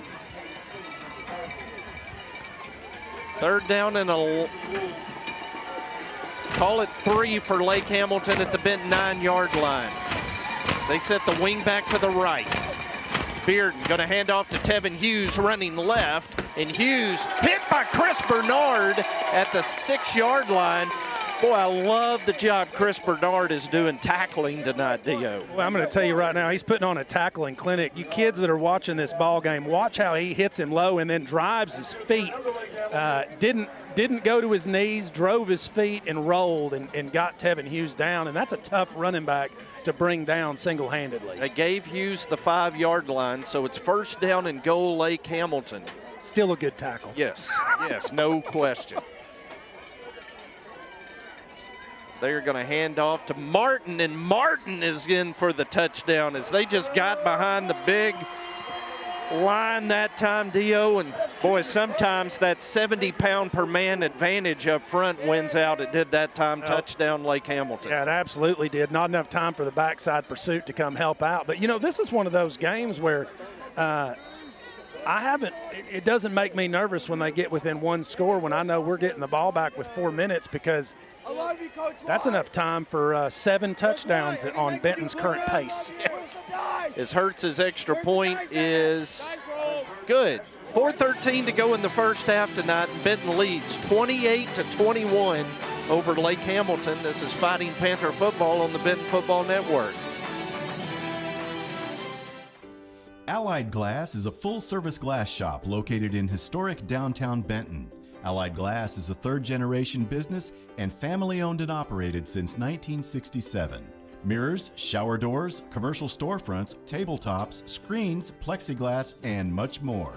For all your glass needs, call Allied Glass at 501-778-6244, located at 115 East Sevier in downtown Benton. 14-play, 80-yard touchdown drive. Took 5 minutes and 18 seconds off the clock, Dio. So 4:13 to go. Benton still has that 1-score lead at 28-21 and ample time for the Panther offense. Well, and realistically, they left too much time for the Benton offense, because Ben's going to get the ball coming out of halftime and have the opportunity. If they can score here, they're going to have the opportunity to go up 3 scores, because they're probably not going to leave enough clock for Lake Hamilton to score if they get the ball back in the first half. There's onside kick as it bounces up. Boy, good job on that side. the far side. Jake Herbner coming up with it. Good job, Jake Herbner, playing nose man. And he did exactly what you want to do, covering the onside kick, caught it in his belly and went to the ground. And he attacked it. Yes. You know what I mean? He didn't just casually wait on that. Yeah. Great job by Jake. And that sets Benton up at the Lake Hamilton 49-yard line. Great field position for the Panther offense. First down and 10. Drake Womack, the H-back. Casey Johnson is the running back. It's Panthers with a 3-receiver set. Cam Harris, Donovan Pearson to the left, Andre Lane to the right. They motion Womack to the near side. Going to hand it off to Casey, coming this way. Casey's got blockers. Casey tripped up as Frank Hobbs came down to Lake Hamilton and made the tackle at the 40. Casey gets to going so fast and he gets leaned so far forward that it doesn't take but a turf blade to catch its toe. But, man, he's got a good forward lean right there. All he needs is a tackler to kind of hold him up a little bit. Walker Davis, Elijah Harris, Carter Sanders, Connor Morgan, and Christian Evans, your Panther offensive linemen on this drive. It's 2nd down and 1, Benton at the Lake Hamilton 40, and Benton now taking their foot off the accelerator a little bit late in the first half. Well, as they should with 4 minutes. They don't want to leave Lake Hamilton any time if they can help it. Strand looking downfield, now pressured. Strand going to scramble out of bounds on the Benton sideline, and he picks up the first down at the 38, a gain of 2. Headsy play was trying to keep his eyes downfield and look for a receiver, but once it got too congested back there, he just made the smart play and got the first down, got out of bounds. Lived to play another down. First down and 10, Panthers at the Wolf 38-yard line. Clock stopped with 3:20 to go in the second quarter. Womack and Lane go wide right. Harris and Pearson wide left. Casey Johnson is in the sidecar to Stran Smith's right. Now Strand looks to the sideline. Play clock at 1, and Brad Harris is going to call a timeout. We'll take it with him. 3:20 to go in the first half. It's Benton 28, Lake Hamilton 21. This is Fighting Panther football on the Benton Football Network. Any lasting structure begins with a good blueprint, and every good blueprint must be designed specifically for the people it serves. The Benton Event Center, Riverside Park, and the new Boys and Girls Club, all designed by the professional architects at Black, Corley, Owens, and Hughes. They understand the Benton community and are a major part of our economic success. Proud sponsors of Benton Panther football and valued partners for our community. Out of the timeout, it's first down and 10, Panthers at the Wolf 38-yard line. Panthers stay with the same personnel, same offensive look. Twins to each side of the formation. Casey Johnson in the backfield with Stran Smith. Snap to Strand, and he's going to keep down to the 36-yard line. That was a quarterback run all the way. Strand tackled by Dylan Williams after a gain of 2. I'm not real sure. I don't know that I like that play call right there. And it's not just because it didn't work, but there's no reason to have your quarterback taking unnecessary hits right now. He's doing a good enough job when he's scrambling out of the pocket, and turning a broken play into something positive. You got a running back like Casey Johnson, hand it to him. 2nd down and 8, Panthers. Strand fakes to Casey, throws wide open. Drake Womack down to the 19-yard line. And, boy, the Panther receivers have been running wide open all night long. Well, good to see Drake Womack get the ball wide open like that, but that's what you want your quarterback doing, drilling the ball downfield and moving the chains. That was a great play call, and, boy, he was wide open. 17 yards on the reception. First down as they give it to Cam Harris on the jet sweep to the right. Cam, elusive. Cam in the end zone. Man, that's touchdown Panthers. Cam Harris, 19 yards, but we've got a flag. Yeah, they're going to hold's going to wipe it out. Well, I didn't see it, but I really wasn't paying attention. I was too mesmerized by Cam putting the oogie boogie in the backfield there and cutting up. He glides. He does. That's exactly what I was thinking. It's the best word for what he does. He just glides through the defense. He got a little help with his glide there with a hold maybe, but not going to fault him. They did take some points off my pick-to-click scoreboard, though. I'm a little disappointed in the refs for that one. So the penalty moves it back to the 31. It's 1st and 22 as they set up the screen, and Casey Johnson couldn't hold on to it. So throw a little high. Casey couldn't corral it at 2nd down and 22. You know, we don't see Cam glide at receiver, but when they give him the ball on the sweep, on the jet sweep, glide is the perfect description of. Yeah, because he just snakes through the defense. Like I've never seen. Glide's the only word I know. 2:11 to go in the 2nd quarter. Benton facing a 2nd down and 22 at the Lake Hamilton 31-yard line. Donovan Pearson in the backfield with Stran Smith. Donovan going to get the carry in the center of the line down to the 25, a gain of 6. That'll leave Benton with a 3rd and 16. I think coach is just getting ready to set up for the field goal here. I don't understand that play call with 2nd and 20. I mean, 3rd and 15 we can make, but I think it's a lot of confidence in the pass game right here. I think so. It's Harris Pearson and Casey Johnson split wide left. Andre Lane and Drake Womack wide right. It's an empty gun. Pressure on the O-line to protect Stran on 3rd and 16. Now they motion Casey. Stran looking left, throwing left, and that one almost intercepted by Dakota Moncrief. Well, and that's what you can't afford, is to give them a possession back. Well, and that would have been a pick 6 possibly because there was nothing but green turf in front. But that's one of those where Stran throwing the fastball in there was played well because the defender just couldn't get his hands on it. 4th down and 16. Panthers going for it. 4 receivers to the wide side. Going to throw it out to Andre Lane. That was back. And the Panthers were going to set up a double pass. Andre couldn't hold on to it. Yeah, that was a lateral, but it was 4th down anyway. Didn't really matter. They only picked up a couple-yard gain on that. So minute 18 for Lake Hamilton to drive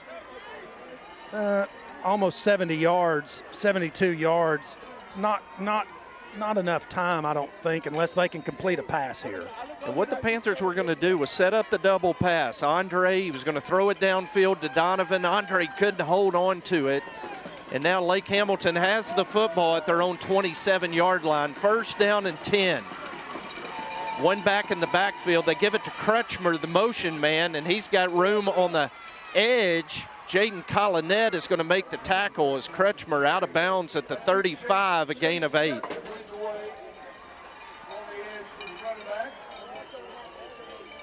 Well, pick up a 9, did the smart thing, got out of bounds there, so only took 6 seconds off the clock. And Lake Hamilton with just 1 timeout remaining in this first half. They're going to split Colin Ashcraft out as they come to the line of scrimmage. 2 wing backs. Hughes, the lone running back behind quarterback Grant Bearden. Looks at the plays on his wrist, gives signals to his offensive line. He's under center, going to just hand it off to Tevin Hughes. And Hughes is going to have the 1st down, it appears, but barely as the Panther defense. Andrew Armstrong on the tackle. And they are going to move the chains. Gain of 2, 1st down. Well, and they're going to have to get the ball snapped quick because once the ref starts the clock, it's ticking. And there it goes as Lake Hamilton's Bearden drops back. He's going to air it out for Ashcraft, overthrows him. It's Cain Simmons in coverage, and you saw him throw his hands up to let the official know, no pass interference here. Yeah, can't afford any penalties here. Cain Simmons doing a good job downfield in coverage there. Looked almost like a little bit of a miscommunication between the quarterback and the receiver because the quarterback threw it straight down the middle. The receiver was streaking almost on a post kind of route, but angling across the field towards the home sideline. 2nd down and 10, Lake Hamilton. 57 seconds to go until halftime. Benton leads 28-21. Yeah, false start there on the Lake Hamilton offensive line. Tackle got an early start there. He was excited. And that'll back the Wolves up to their own 33 and make it 2nd and 15.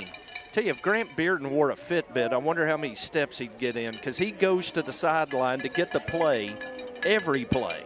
Well, and we see now that those 2 timeouts that Lake Hamilton had early, really unnecessary timeouts, just poor management as far as getting the play in. Well, that's costing them now. They could really use 2 extra timeouts right now. As they break the huddle, come to the line of scrimmage, single receiver to the near side. Bearden going to hand off to Crutchmer running left. And Crutchmer trying to bounce off tackles, but the gang tackling of the Panthers are going to drop him back at the 35-yard line, and a late flag thrown by the line judge on the Lake Hamilton sideline. Yeah, I wonder what that's going to be for.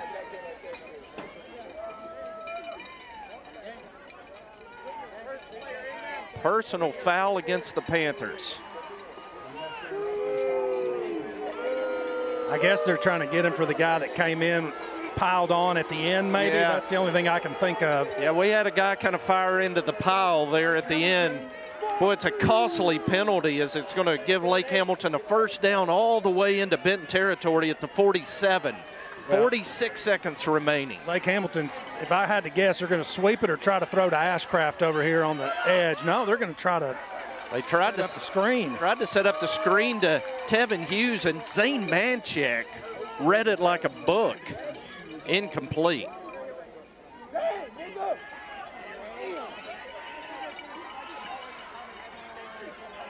It's 2nd down and 10 Wolves at the Benton 47-yard line. They're going to split Ashcraft, Kretschmer, and Kendrick Martin. Trips to the near side. Bearden in the shotgun with Hughes to his right. They give it to Hughes running left, and he runs right into Hunter Goodwin. And another flag thrown by the line judge on the Lake Hamilton sideline. Well, Chase Harding's slow to get up. Looks like he may have taken a shot to the shoulder there. And a hold coming up against Lake Hamilton. And Brad Harris says back him up, and they are going to bring Harding to the sideline and replace him with Walker Davis.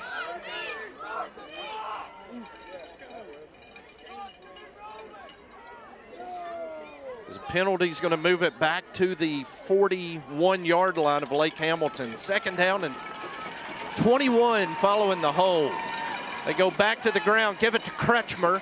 Kretschmer over the 45, steps out of bounds at the 48 after a gain of 7.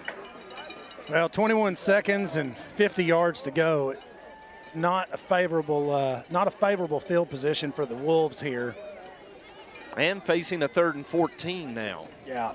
Well, and you got to figure Wynn's going to put his defense, at least his secondary, in somewhat of a prevent look here. As they split Ashcraft to the near side, they also split Wyland Hughes to the far side. Shotgun for Grant Bearden. He takes the low snap, drops back, looking, firing, catch is made, and the Panther defense playing a soft zone that time. Catch by Robbins. Cain Smith drops him immediately at the Benton 44. Cain Simmons, you said Cain Smith, but it's so exciting. I understand that. Thank you. Yeah, they called a timeout there. They take their last one with 2 seconds remaining, so we've got time for one final snap here in the first half. Yeah, this is where Coach Wynn's going to call Air Force, put the prevent defense out there. You got Cam Harris coming off the sidelines, going to play some free safety here. Kind of putting your defensive hands team out there. Andre Lane probably going to come out there as well. Rob, let me bring you in. Really impressed with the tackling of the Benton defense tonight. Is just swarming to the football, filling all the gaps, and other than a couple plays, just really good at doing a good job at the line of scrimmage. But that Lake Hamilton offensive line is huge, and they're getting a decent push, and it was kind of took a little bit of time to settle in. So 1 play remaining in this first half, 2 seconds. Benton leads 28-21. Lake Hamilton going to split 3 receivers to the near side. Cameron Harris is in free safety for Benton. Shotgun snap to Bearden. He drops back. He's airing it out, and Cam is going to intercept it. Cameron Harris with the interception, and he goes down at the 25-yard line, and that's how the first half comes to a close. Benton leads it at halftime tonight, 28-21. And Dio, the Panthers played from ahead that entire half and will receive to start the second half. Yeah, that's exactly what Coach Harris wants. We're only up one score, but we're going to start the second half with the ball. That's exactly how you'd script it. So Benton leads 28-21 tonight at halftime. Stay with us for the Hamilton Family Dentistry halftime show on the Benton Football Network. Yes, we've got Bear on the line with a question for Trey. Bear, what's your question? Hey, Randy, this is Bear, first-time listener, long-time caller. I wanted to ask Trey about Sanders Ground Essentials. I know they are real five-star guys wanted by everybody. I heard they have an excellent weed control and fertilization program, and they do customized plans based on annual soil results for all their customers. I just want to know what you guys have heard. I'm going to hang up and listen now. Bear, you should call them at 315-9395 or on the web at sandersground.com. Let's get growing. Congo Fireplace and Patio has been Benton's go-to place for all your hearth needs since 1920. Stop by now and see over 20 live burning displays. With the South's largest selection of gas logs, gas inserts, and wood-burning stoves, Congo has what you need to heat your home this winter. Get any accessory you need for your fireplace and stove in one place. Plus, see the largest selection of pellet stoves. With over 90 years of combined sales and service, there's no other place to shop. Hamilton Family Dentistry, dental care that grows with you. We're family owned and are ready to provide dental care for your family. From your newborn baby to your great-grandparents, we see them all. Give us a call at 653-2422 or come visit us at 2422 Spring Hill Road. Merchants and Farmers Bank is built around hard work and dedication, offering the big bank products but small bank friendly. Building relationships, one customer at a time. We invite you to be next. Stop in today at the corner of Spring Hill and Highway 5 in Bryant, or our newest branch opening soon in downtown Benton, where you'll find that your experience here matters. Visit us online at mfbanknet.com or find us on Facebook. Member FDIC, Equal Housing Lender. Jones Heating and Air, located at 520 Edison Avenue in Benton, specializes in residential, commercial, and new construction HVAC systems and offers 24-hour service. Jones is a proud supporter of Benton Panther Athletics, the Saline County Boys and Girls Club, and youth sports at Benton's Riverside Park. Find out more at jonesheatingandair.com or call 501-778-3324. It's halftime tonight at Lake Hamilton. Benton trying to secure a 6A West Conference championship in football. And the Panthers lead at 28-21 at halftime. Tomorrow, the Lady Panthers are going to try to secure a state championship in volleyball. And we want to wish all the best of luck to Coach Shoup and the Lady Panthers tomorrow at 3 o'clock at Bank OZK Arena in Hot Springs.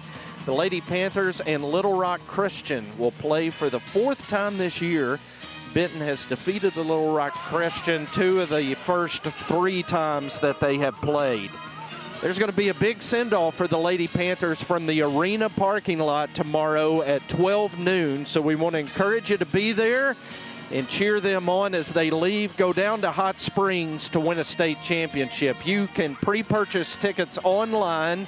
They are $7. You can go to gofan.co/app/school/AAA to buy your tickets tonight. Appreciate everybody back home following along tonight and cheering on the Panthers, especially the Northside Church College and Young Career Group having a big fellowship tonight and cheering the Panthers on there. Our Hamilton Family Dentistry halftime guest has joined us tonight, Coach Matt McBride of the Benton Junior High Panthers. Man, there's championships all over the place. We got a state championship game tomorrow. This game here tonight, Panthers win. They're in the driver's seat for the championship.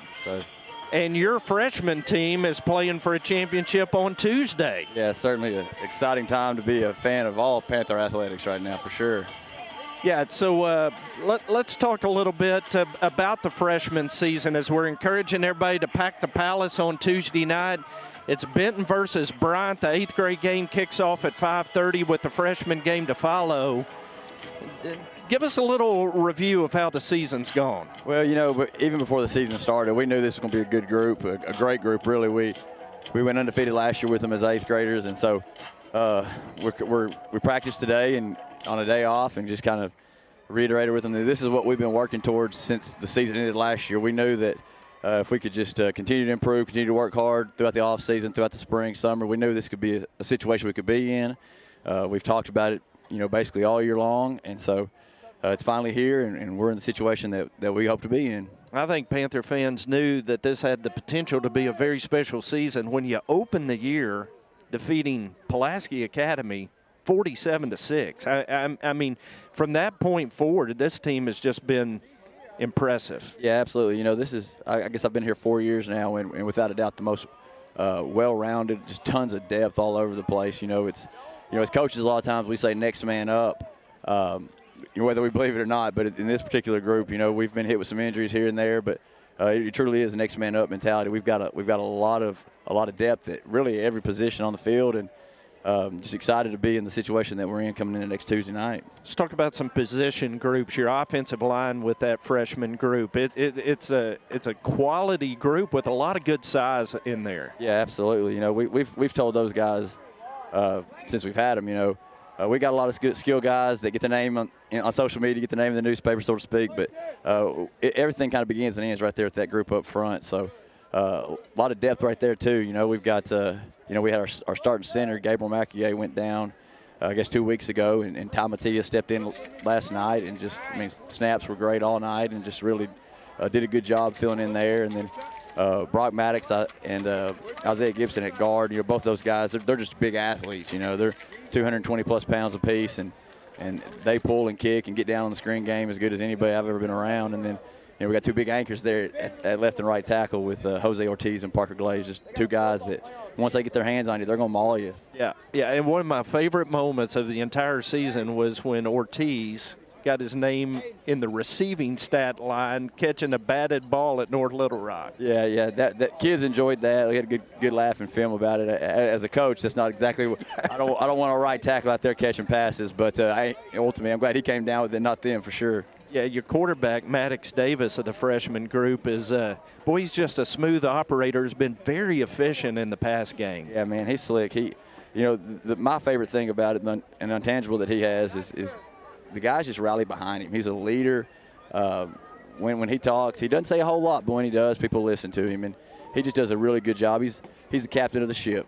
Point guard on the basketball court. He gets us lined up and he gets us going. We give him the keys and he drives it for sure. Yeah, old Marcus King, your running back, 6 carries for 148 yards last night at Cabot, and he is electric with just breakaway speed. Yeah, absolutely. A lot of people see what he's doing out in the open field with it, but what I'm probably most proud about is I remember telling him when I first started working with him as an 8th grader that he can do anything with the ball in his hands, but we really wanted him to improve, going out and catching the football out of the backfield. And it was very important that he was blocking the run game, blocking pass protection, and he really is. He's a complete back.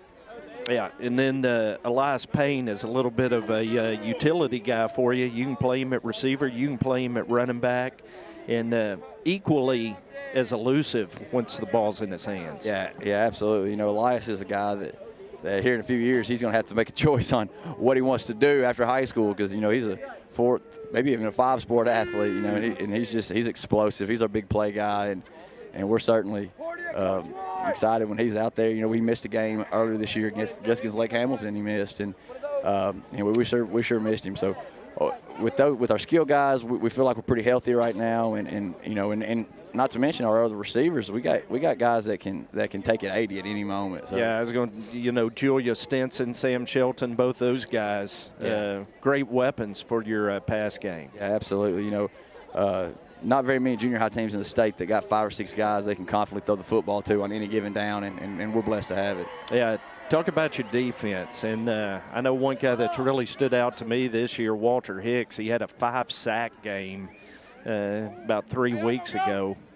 Talk about the defensive side. Yeah, you kind of hit it right there at the beginning. Everything kind of begins and ends with Walter. If you don't know where he's at, just trying to find the football, because he's always around the ball. He's got a high motor, and we preach our defense all the time about rallying and running to the football, and and we go back and watch film on Fridays, it's pretty safe to assume you're going to have 7 or 8 maroon helmets around the ball every single down. So, up front, that's kind of the beauty of it. We were able to play a lot of guys on the defensive line too.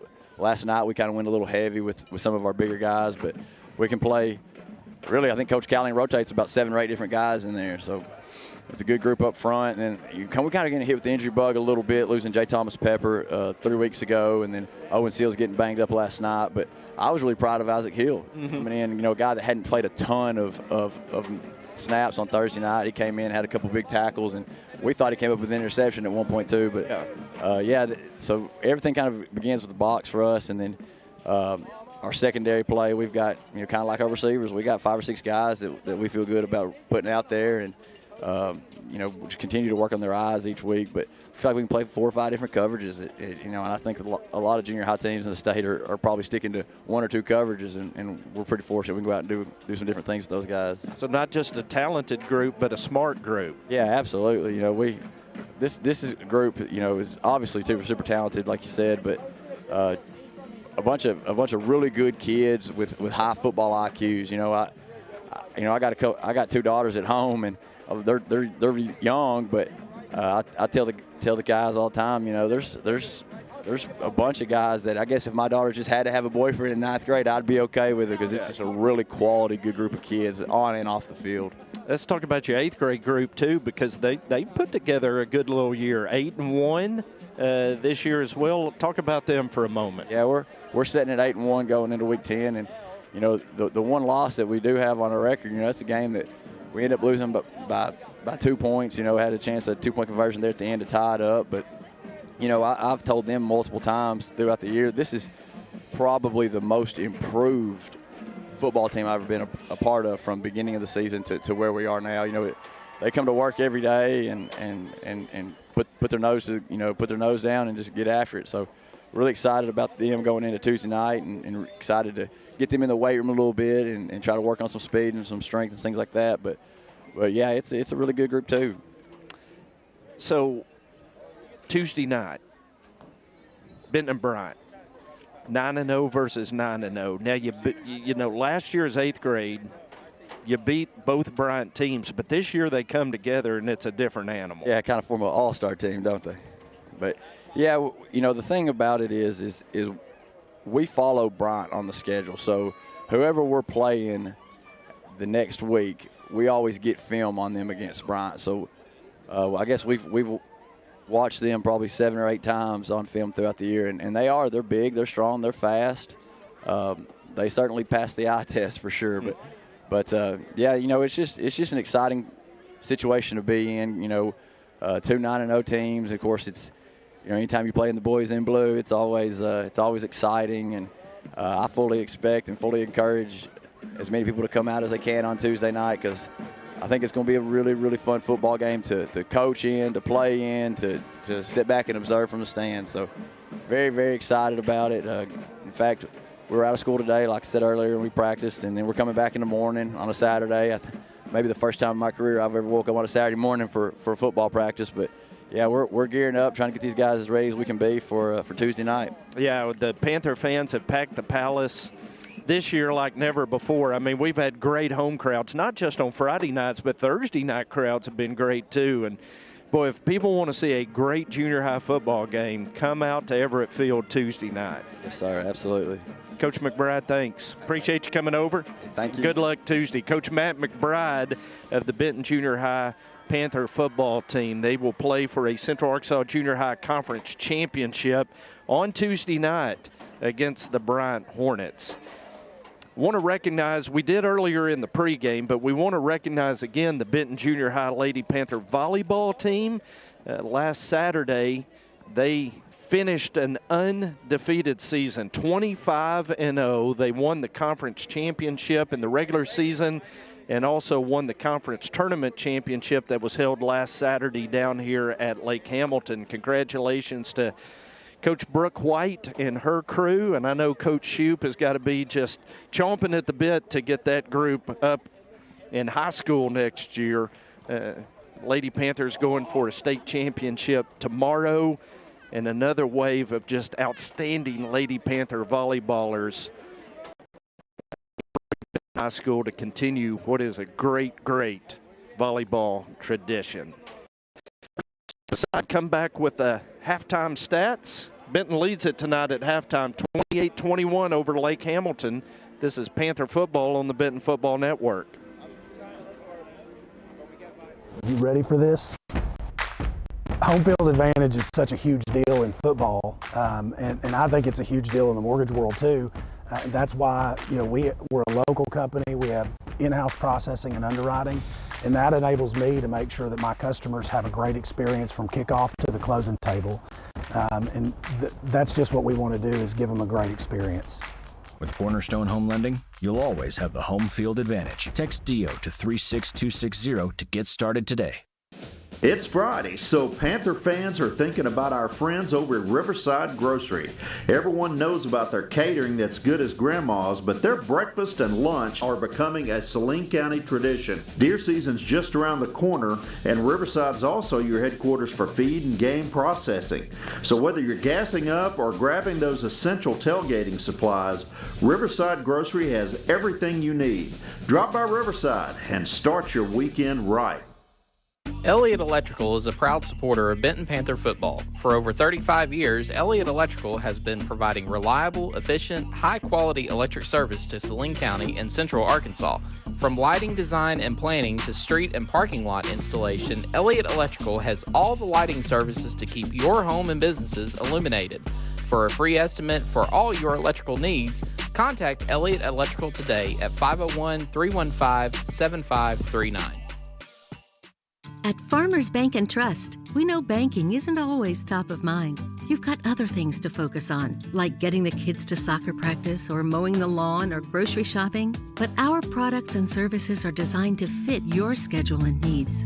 From online and mobile banking to convenient hours and locations, Farmers Bank and Trust is easy banking for busy living. To learn more, stop by your local branch today or visit myfarmers.bank. Member FDIC, Equal Housing Lender. All Panther fans, be at the arena at high noon tomorrow to cheer on and send off the Lady Panthers as they go to Bank OZK Arena to take state. The Class 5A state championship volleyball match between Benton and Little Rock Christian tomorrow at 3 o'clock. I want to encourage you one more time to go online and purchase your tickets. All tickets need to be purchased in advance. You can go to gofan.co/app/school/AAA to buy your tickets for $7. Pack OZK Arena doesn't have the ring of Pack the Palace, Dio, but we want to do the same thing tomorrow. Yeah, I can't think of anything quick enough to rhyme with OZK. It's just difficult. Yeah, let's just turn it into a Benton South. Amass the arena. Yes. No, it doesn't have the same effect. Pack the Palace is just... We need to trademark that phrase, Jim. I know yesterday when Freddie and I were driving to Cabot, we were watching what was an outstanding live stream put on by Marion. They did a phenomenal job with the live stream. Chuck Livingston with an unbelievable call of that. I had never seen Freddie so locked into a phone. And with the weather kind of touchy yesterday, we would lose our signal periodically, and that's about as angry as I've ever seen him when it would freeze up. So I know Freddie's going to be there tomorrow. Do they live stream in it? Does the AAA allow live streaming or do anything? I've had several people ask me if M&M Productions could live stream it. No. I thought that the AAA wouldn't allow a third party. I think it's through NF. Yes, it is. It's NFHS pay-per-view. So MM Productions is not involved. Folks can buy pay-per-view, but shoot, with all the good restaurants in Hot Springs. M&M Productions is producing it for NHFS, which is pretty cool. We're getting updates in our ear as we talk here. So, yes, MM Productions is producing it. How about that? So, and let's just go to Hot Springs, have a great dinner down there, and celebrate a state championship, huh? Yeah. It's funny, the producer's talking in my ear. I kind of feel like Ron Burgundy right now. It's hard to talk and listen at the same time. We're not professionals. So, hey, let's punch up those halftime stats, and Dio, you can kind of walk us through them tonight as Benton leads 28-21. Well, the stat that I would draw everybody's attention to is the 9 passing yards for the Lake Hamilton Wolves. And I think that's on 7 or 8 attempts. 7. Yeah, so 7 attempts and only 9 yards.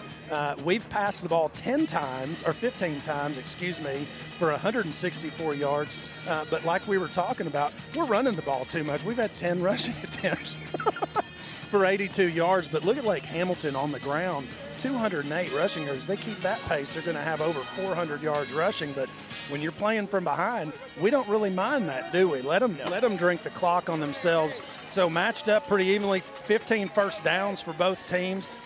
Benton 2 of 3 on third down conversions, with Lake Hamilton only 50%, 3 of 6, which that's really impressive to me, although Lake Hamilton is 1 for 2, so also 50% on those fourth down conversions. Not surprising to see even number of penalties. Talking to Terry Benham at halftime there, though, a couple of our penalties have cost us 18, 20 yards because they're spot foul holding penalties in the backfield, and that's really hurt Benton at times, but not hurt us too bad. We're on pace for 250 yards of penalties combined, so hopefully that'll slow down a little bit in the second half. Individually for the Panthers, Stran Smith, the leading carrier in the first half on the ground, 4 carries, 30 yards. Casey Johnson, 2 carries, 22 yards. Cam Harris had 1 carry, 15 yards that went for a score. Yeah, and he would have had another one for a 20-something yard score, but was called back because of one of those holding penalties, and that was one of those. But, we got Rob Pepper down there with Coach Harris. Let's go down to Rob right now. It's a really fast start to the first half. Other than the stall drive at the end, you got to be happy with your team. What's your thoughts on the first half? I thought we played really well offensively, exactly like we needed to. We needed to score right there at the end, like you said, but we're 4 for 5 on conversions. We got to be efficient in the second half. Defensively, I'm happy with where we're at, okay? We got a couple of turnovers right there on the onside. We held them once. That's what we got to do the second half, is to gain the possession on them somehow. We get the football back. This is going to be huge to get that first score, go up 14 again, okay? Good luck second half. All right, thank you, Rob. Stran Smith, 11 of 15 passing for 164 yards in the first half. Very efficient. Yeah. Almost unstoppable there. The first couple of possessions, it was just kind of at will. And really, kind of a testament to our receiver. A lot of those passes were short balls that, not a lot of long passes. That wind blowing in really kind of upset the long passing game. But when you've got a receiver like Donovan Pearson and Cam Harris, you get the ball to them 2-3 yards downfield and let them do the rest of the work. That's what you want at quarterback, knowing you can trust your receivers. Andre Lane led Benton with 4 catches for 51 yards. Donovan Pearson, 3 catches for 38. Cam Harris, 2 catches for 43, and Drake Womack had 2 catches for 32 yards for the Panthers in that first half. Justin Crutchmer has already crossed the 100-yard mark, 15 carries, 103 yards for Lake Hamilton in the first half. Tevin Hughes, 13 carries for 90 yards. So that's that two-headed monster. Those guys chewing up the yards for the Lake Hamilton offense. But we knew that was going to happen. This is a great offense that came in averaging 47 points a game. Yeah, well, and Lake Hamilton is that they are who we thought they were, and they've proved it. The difference and the genius in Coach Harris's game plan was doing those onside kicks early, being able to get one of them, and able to kind of flip that on its head. Lake Hamilton got the ball first. Our defense stops them. Lake Hamilton expects to score on every possession and drink a lot of clock. Well, they've run up against a buzzsaw in this Panther defense and just haven't been able to score at will like they have against other teams. Bryant leads North Little Rock 14-6 tonight at halftime in that big game. In the 7A, Greenwood taking out some frustration on Van Buren tonight. It's 28-0 Bulldogs at halftime. Russellville leads Mountain Home 35-0 at halftime. Wow, that's a shocker. Shocker to me. And how about this score? Parkview 14, Siloam Springs 10 at halftime. Do what? Siloam Springs hanging in there with Parkview. So both teams back out on the field as we prepare for the third quarter, second half. 12 minutes on the clock, 24 minutes to go. Panthers up 28-21, and Lake Hamilton will kick off to start the second half. Merchants and Farmers Bank is not new to Saline County, just new to Benton. And their new branch in downtown Benton is now open at 300 North Market Street across from the courthouse. You can find out more about Merchants and Farmers Bank at mfbanknet.com. Merchants and Farmers Bank, sponsors of tonight's third quarter, as Alex Hertz kicks off for Lake Hamilton. A line drive kick that Chris Bernard fields at the 7. He's over the 20, breaks outside the numbers, breaks a couple of tackles, another, and Chris Bernard refusing to go down until he reaches the 31-yard line. Chris Bernard's a good little return man. Has some nifty moves and runs hard. It's a 24-yard kickoff return to open the second half for Chris Bernard, and the Panthers will have it 1st and 10 at their own 30-yard line. Stran Smith, 11 of 15 for 164 yards in the first half, is the Benton quarterback in the shotgun. Takes the snap. He's going to throw to Andre Lane wide open. Andre over the 45 to the 47. That's 17 yards and a Benton first down. Great way to start. That's exactly what we want to see out of that Benton offense, just right back into the rhythm of the first half, moving the ball downfield quickly and efficiently. Andre Lane, 5 catches for 68 yards. They go with the pitch to Casey Johnson. He's got running room around the left side, but here come the flags. 12 flags in the first half. They throw a flag on the second play of the second half, and that's going to wipe out a Casey Johnson first down run. Benton now going to face a 1st and 20.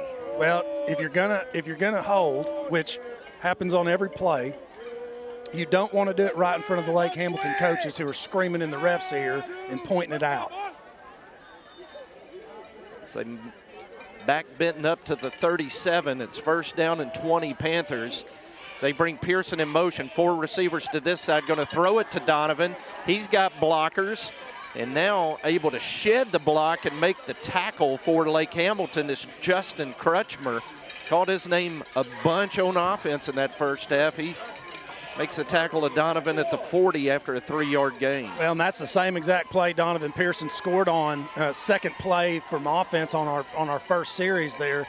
Going back to it, but Lake Hamilton able to defend it a little better this time. 2nd down and 17 for Benton. Stran Smith drops back, looking deep, now scrambling. He's got running room over midfield into Lake Hamilton territory. He's going to step out of bounds at the Wolf 35-yard line. 1st down Benton. Well, and Lake Hamilton linebacker twists his ankle with no one around. He just kind of goes down. Frank Hobbs helping Stran Smith out there, tripping up the defender. 25 yards on the Stran Smith scramble. It's 1st down and 10 Benton at the Lake Hamilton 35-yard line. Casey Johnson in the sidecar to Smith's right. Smith in the shotgun. Well, and they got Cam Harris bracketed over here. They thought they may have single coverage on the matchup, but boy, that opens up the trips to the far side. Yes, it does. So they're going to motion Casey that way. 4 receivers to the short side of the field now for Benton. As Strand looks that way, he's pressured, and he's going to be sacked this time by Dylan Williams back at the 38-yard line for a loss of 3. Well, I got to tell you, Lake Hamilton did a good job on defense. What they did right there, their cornerback, as Casey ran out in motion, their cornerback made contact, abrupted that route, held him up because he was going to run that wheel route and probably would have been wide open because we had 4-on-3 over there. Good job on the defense holding that up, though. 2nd down and 13. First sack of the night for the Lake Hamilton defense. 2nd down and 13 Panthers at the Lake Hamilton 38-yard line. Smith drops back, going to throw the tunnel screen to Cam Harris. Cam over the 25. He's going to be tripped up inside the 20 down to the Lake Hamilton 17, a gain of 21. Good call right there, finding different creative ways to get Cameron Harris the ball. And Cam shows that he can do something with it even in the middle of the field. 1st down and 10 Benton at the Lake Hamilton 17, and now a timeout is going to be called. And not only is Brad Harris upset, Drew Harris took his hat off. Wide receiver coach is hopping mad. Yeah, that's never what you want to see when you're running over to your coaches is him rip his hat off. a la Steve Spurrier. At least he didn't throw his visor to the ground. Hey, let us tell you about Dr. Brian Armstrong and his outstanding team at Brian Eye Care. They provide both internal and external eye exams. Dr. Armstrong serves on the board of the Arkansas Optometric Association and recently served as its president. He's also been honored for 9 consecutive years as a Reader's Choice Best of the Best optometrist for Central Arkansas's 12 counties. Brian Eye Care has served Saline County for 21 years and is located at 2900 Horizon Drive, Suite 15. Brian Eye Care and Dr. Brian Armstrong helping you see eye to eye with your doctor. And Brian's here tonight. I saw him. Got his beanie at, trying to stay warm out here. First down pass to Cam Harris. And a really nice play that time by the Lake Hamilton cornerback, Caleb Waller, who immediately tackled Cam at the line of scrimmage for no gain. Yeah, that was a good play by the cornerback right there, just sniffing that out. We go to that sideline play so often. If it's not well blocked, it's going to be well defended. Yes. Second down and 10, Benton, an empty gun for Stran Smith, 5 receivers. And they got nobody on Drake Womack right now. He is wide open. Nobody. And they take so much time. Justin Crutchmer able to get out there on him. They're going to throw it to Womack anyway. He breaks one tackle and is going to be inside the 10 down to the 8-yard line. A gain of 9, it appears. No, they're going to give him the first down. They moved the chains, gave him all the way to the 7. It's first and goal, Benton. That's one of those where when you've got that, quarterback and receiver need to have a code. I mean, Womack was waving at him, but that's one of those where you just go ahead and get your team lined up and snap it before anybody covers and launch it out there. First down give to Casey Johnson coming right, and boy, the Wolves played it well. Casey unable to get the edge that time as Justin Crutchmer and Zach Roberts combine on the tackle at the line of scrimmage. Emma Caudill, please come to the press box. We have your debit card. Uh-oh. We got folks leaving their debit cards laying around, but don't worry, they'll call your name out on the loudspeaker here at Lake Hamilton. Yes, they will. Second and goal, Panthers at the Wolves' 7-yard line. Benton leads 28-21 and looking to add to the lead with 8 minutes to go in the third quarter. Casey Johnson set to the right of Stran Smith. Gets the carry coming right. And Casey down to the 5-yard line. Boy, Justin Crutchmer is doing he's a football good job for Lake Hamilton defensively. Third down and goal, Panthers at the Wolf 5-yard line.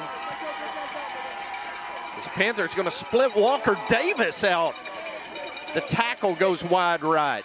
Now Tommy Gillerin comes running down the sideline and calls timeout for Lake Hamilton, and I would too if I saw Walker Davis split out wide. Walker Davis looking like Tim Tebow at tight end out there.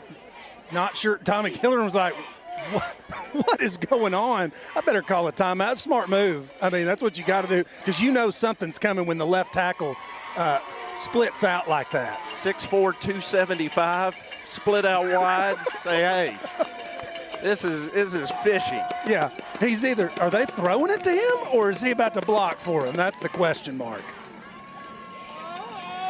So Justin Ray and Brad Harris had something up their sleeve right there. I like it. Lake Hamilton forced to burn a timeout, though. Exactly right. That's the thing. Even if you don't run the play, you force Lake Hamilton to burn a timeout, and as we've seen, that's valuable. So the offense huddled up with the Panther offensive coaches on the near side. Jason Gentry, the offensive line coach, who has done an outstanding job with his offensive linemen this year. Randy Shaw, the running backs coach. Drew Harris, the wide receiver coach. All in communication with offensive coordinator Justin Ray in the booth. Third down and goal. They pitch it to Cam Harris on the sweep, and Cam is going to be stopped by Gavin Robbins for a loss back at the 7-yard line. So they went to the Cam Harris well, but Lake Hamilton prepared, drops him for a loss at the 7, and on fourth down, Lucas Wilbur on for a field goal. Great play for Lake Hamilton. We did go to the well one too many times, they were able to sniff it out. That was a great tackle because tackling Cam Harris is not an easy task. So good job by the defense holding us to just 3 points here. As Lucas Wilbur's field goal is no good. And the Lake Hamilton Wolves have seized momentum with 6:56 to go. And now the Wolves are within striking distance, D.O., as Lucas Wilbur's field goal no good. And it's a rejuvenated Lake Hamilton team across the way. Yeah, that's exactly what Lake Hamilton needed to come out and do. But now they've got to drive the ball downfield a pretty good ways. And Benton defense can hold. We've seen that. Need to get Lake Hamilton playing behind the sticks. First down and 10, Lake Hamilton following the missed field goal. Lucas had been 5 of 5 on the season, his first missed field goal of the year. As they go to Tevin Hughes on first down, and Hughes is going to pick up 3 yards. It'll be 2nd down and 7.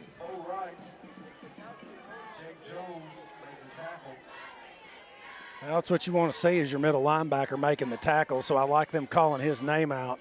And you notice when Jake's on the tackle, it's a gain of 2 or 3. It's not a gain of 7 or 8. Good to see Chase Harding back in there. Saw him come out in the first half. He's in there at nose man. So they give it off to Crutchmer, and Crutchmer is going to pick up 3 yards to the 27, and it'll be 3rd down and 3 for Lake Hamilton. Peyton Shipp and Bo right there combining for the tackle. Good job by those guys getting in there. It's a big 3rd down play. 3rd down and 4 for Lake Hamilton. Not Peyton Shipp, Patrick Shipp. That's my fault. There you go. 3rd down and 4. Wolves, 2 tight ends. Wingback Kendrick Martin goes to the right. Bearden under center, looks to the sideline, looks now to his wristband, calls out the play. Snap clock at 5. Bearden going to take and give to Crutchmer, coming near side, and he's going to be short of the 1st down. As Crutchmer is stopped at the 29-yard line, it's going to be 4th down Lake Hamilton. All right, Benton, I got to tell you right now, Jim, what we need is more cowbell. We need some more cowbell up here from these Benton fans on this 4th and 1 play.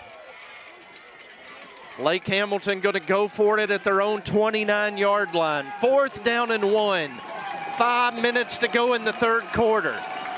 There's the cowbells. 2 tight ends. They're going to give it to Tevin Hughes, who has the 1st down. The Panthers hit him at the line of scrimmage, and Hughes able to get the 1st down to the 33. And this has literally been 3 yards and a cloud of pellets.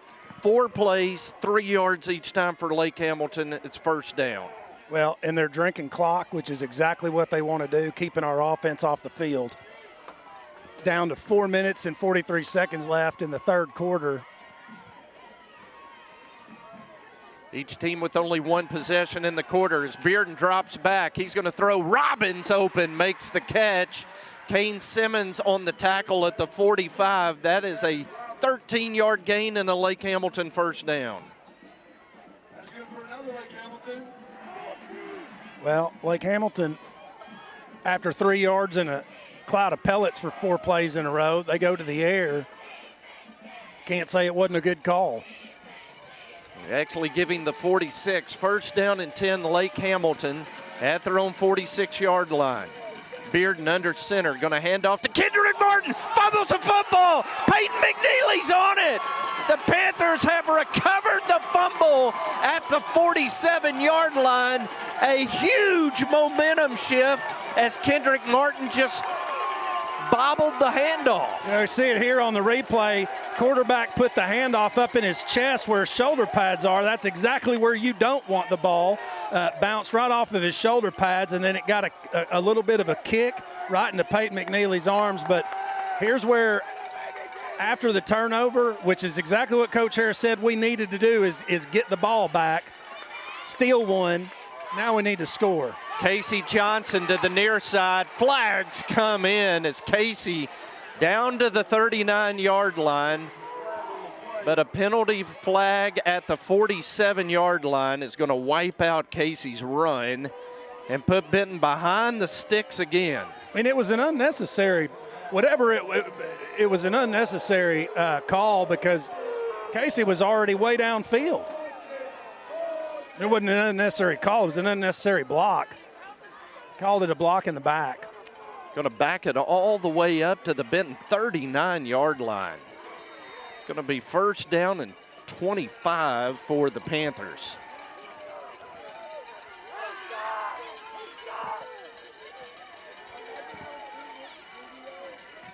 It's clock at 3:50 and counting. Harris and Pearson split near side. Womack and Lane far side. As Stran drops back, throws Cam Harris in the seam. He's in the secondary. He's at the 30. He's out of bounds all the way down to the Lake Hamilton 22. Winners just do what they want to do. They catch it and they run. They go out of bounds when they feel like it. I mean, good play by Cam Harris. Good throw by Stran Smith, putting it right on the money. Pick up a 41 down to the Lake Hamilton 20-yard line. It's first down and 10, and the Panthers are in the red zone, and Cam was gliding after he caught that one, D.O. He was gliding. They give it to Casey Johnson, coming near side. Casey breaks a tackle. He's finally going to be upended around the 10-yard line by Isaac Clenny. That should be enough for a Benton first down. Good run by Casey. Got his jersey grabbed, but he didn't slow down a lick. So they put it down at the 10-yard line. They're looking at the marker, and now they're stopping play. Umpire saying move the sticks. They do signal first down. First down, Benton Panthers at the Lake Hamilton 10. First down and goal. Womack motions to the left. Casey Johnson on the carry running left. He gets outside the end, puts his foot in the ground, cuts it up, and Casey's down to the 5-yard line before Caleb Williams makes the tackle. That was a heck of a run right there. Casey was running extremely hard right there and just spinning and fighting for every little yard he could get. Second and goal, Panthers at the Lake Hamilton 4-yard line. Casey upended by Isaac Clenny at the line of scrimmage for no gain, and now it's third down and goal, D.O. at the 4. Well, we were in this position last time, and we got conservative. I hope Coach Ray is not going to get conservative here. No reason to run the ball against this defense when you've got weapons like Andre Lane and Donovan Pearson and Cam Harris. Womack motions to the left. High snap. Stran Smith pulls it down, and he is going to be stopped at the 4-yard line. So it's fourth down and goal as they kept it in the hands of Stran Smith for no gain. Hunter Hanna on the tackle for Lake Hamilton. Fourth down and goal, Benton. Listen, this is where right here you got a short field. Donovan Pearson's quick. Stran Smith can get the ball out of his hands. Cam Harris is quick. Get the cornerback, get the defense spread out and throw a slant here. Panthers bunch receivers on the right side. Bring Pearson in motion. Now a timeout called by Brad Harris. With 1:46 to go, we'll take it with them. Benton leads at 28-21, and we'll be facing a fourth and goal at the Lake Hamilton 4 when we come back on the Benton Football Network. Our world has changed a lot in a short time. Your health and safety remain our #1 priority.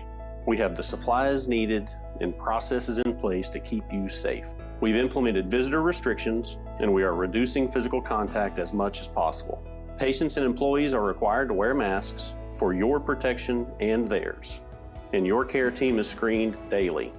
So don't wait to get the care you need. We're here for you today and always. Well, we got a big play.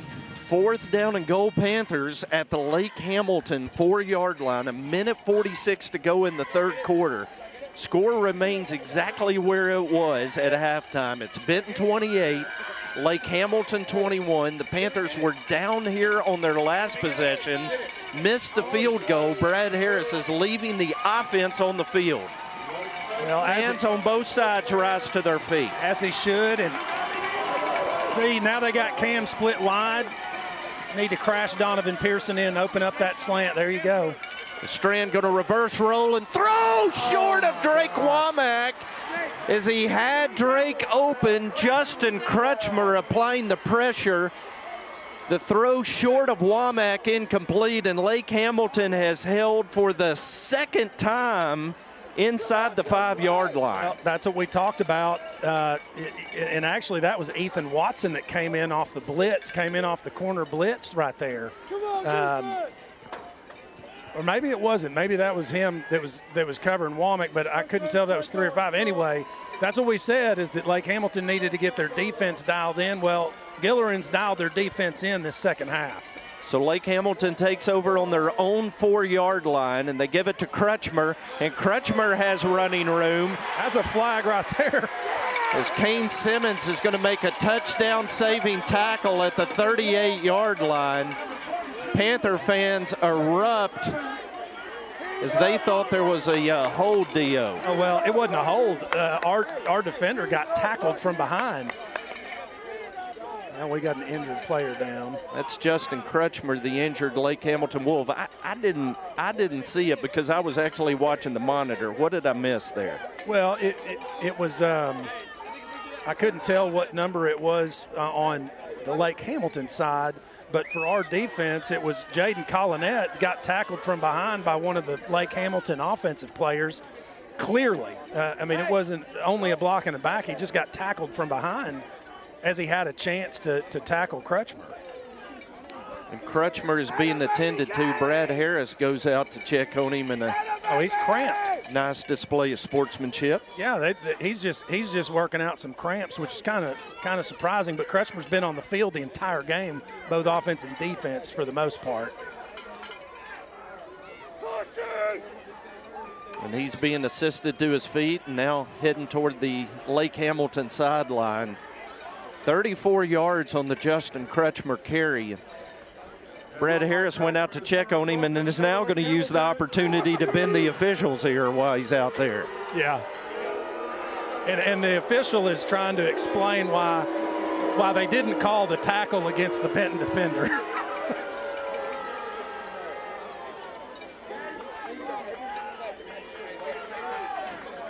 Minute 33 to go in the third quarter as Brad Harris and the White Hat continue a conversation. I think they're discussing their opinions on War and Peace at this point. He doesn't feel like the literary allegories contained in the second chapter really meant what they did, and I think Coach Harris disagrees with him on that. See, he's shaking his head. He said it was a metaphor. Symbolic, ref. A debate that Brad Harris didn't win, huh? First down and 10, Lake Hamilton at the Benton 38-yard line as Bearden double handoff to Martin. Martin with running room. Bo Wright is going to make the tackle at the 40, just shy of the 48-yard line. Second down and 1 for Lake Hamilton.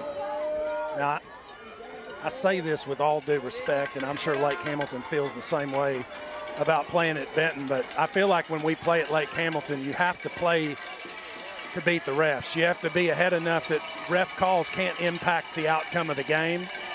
Not saying that they're calling it bad. I'm not arguing that was a bad call earlier, but we're going to have to play to beat the refs. Second down and 1. Bearden under center. Gives to Martin running right. Martin's going to reach the 50-yard line. That'll move the chains. First down.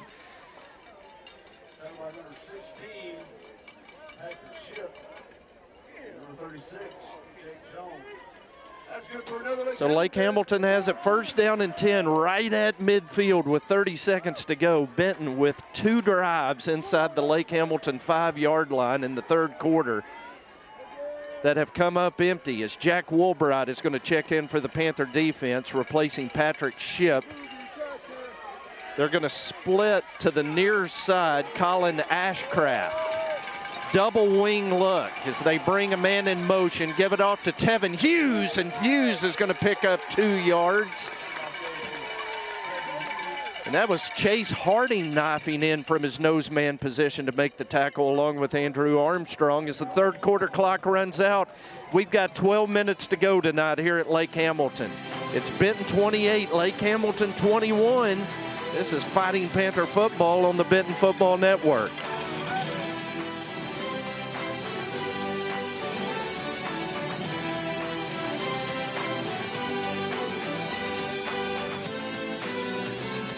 So you know how in the fourth quarter of a football game, when the game's on the line, it actually gets kind of stressful, and that's not how a home loan process should be.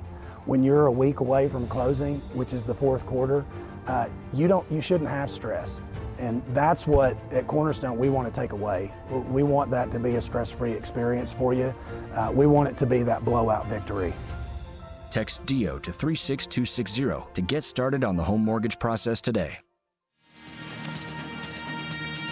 Well, we got 12 minutes to go tonight here at Lake Hamilton, and it has been everything we had hoped for and more. All of the hype going into this ball game, this game has lived up to, Dio. Benton 28, Lake Hamilton 21 to start the fourth quarter. Yeah, well, and Lake Hamilton going into the win with this fourth quarter, but it has died down a little bit. Bearden under center. Is going to give on the reverse to Kretschmer, who's back in there. He makes Chris Bernard miss. Kretschmer is going to step out of bounds inside 25, down around the Benton 23-yard line. And it's going to be a first down for Lake Hamilton.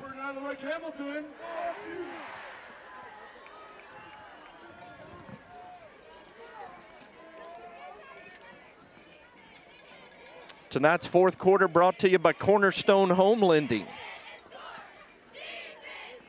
So Lake Hamilton has it 1st and 10 at the Benton 23-yard line. Panthers lead at 28-21. The Wolves are threatening as Kretschmer gets it running left. Boy, that's a good tackle coming up from the Benton secondary. Bo Wright came in from the linebacker. From the linebacker spot. He came up so quick, he looked like a free safety coming in for that tackle. At the 20-yard line, it's 2nd down and 7 for Lake Hamilton. And a marker comes in, and we're going to get a penalty, it appears, against the – is that a penalty on the Panthers right there? No action going on. Penalty thrown from the umpire behind the Benton defense. Well, they call it on Cain or Jack? I don't know, but – in a land of skunks, he who has half a nose is king, okay, and that stinks. An unsportsmanlike conduct call against the Benton defense. How are they going to call it when we're just sitting there talking amongst ourselves?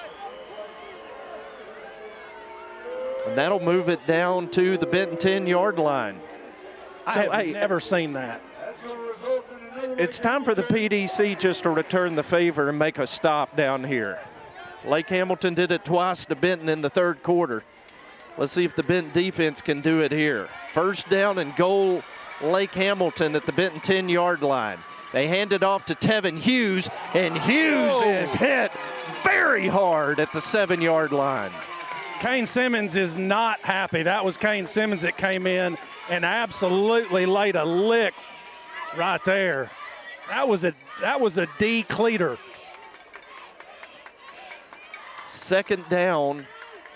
They've actually got the stick set on the sideline, so Lake Hamilton can get a 1st down without scoring a touchdown. They give it to Kretschmer running left. Kretschmer waits on his blockers. He finds a lane. He scores. Touchdown, Justin Kretschmer, and Lake Hamilton is an extra point away from tying the game. Well, with a 15-yard free gift for an unknown reason, unsportsmanlike, but we don't know what we did. Bearden will hold, Hertz will kick with 10:46 to go in the ball game. There's the snap and hold. Hertz's kick is up, and it is good, and we are tied. 10:46 to go. It's Benton 28, Lake Hamilton 28. This is Fighting Panther football on the Benton Football Network. CTS Services is a Benton-owned company that specializes in industrial cleaning, waste disposal, and COVID-19 disinfection. CTS is a strong, secure company looking to add team members interested in a good career. CDL and non-CDL positions are available with competitive wages, IRA with a 3% company match, and health and life insurance benefits. For job, information, or cleaning services, give CTS a call at 501-778-4535. All right, we are back at Lake Hamilton, all tied at 28. Let's go down to Rob Pepper on the sideline. Rob, any explanation on that unsportsmanlike conduct call? Yeah, apparently some of our players were talking to each other, saying, do your job, getting each other up, and the ref assumed incorrectly they were talking to him and threw the flag. Gotcha. So Lake Hamilton, credit the Wolves, they took advantage of the gift and punched it in the end zone, and we are all tied at 28 with 10:46 to go in this ball game. Wow. That's all I can say about that. Chris Bernard and Andre Lane back to receive the kickoff as Alex Hertz puts it in the air for Lake Hamilton. Actually a squibber that Drake Womack fields on a bounce, and he is going to return. That's not Drake Womack. It wasn't Drake Womack. That was I got to get my sheet out here. Going to the roster, Will Pompeo. Yeah.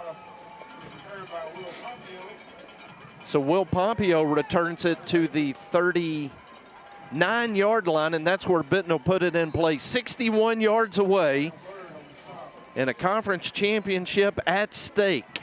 That has lived up to the hype. Yes. As Casey Johnson motions out of the backfield. They throw it to Andre Lane.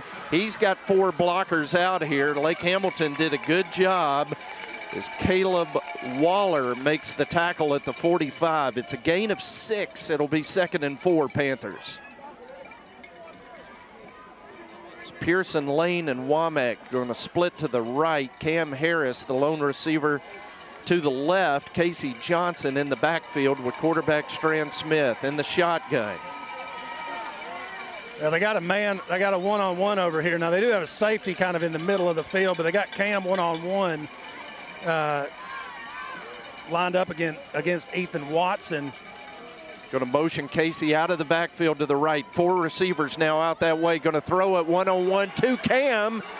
And Watson is going to be hit with a pass interference. As he should be. He never looked back for the ball. He was just defending the man. You can't do that and grab him.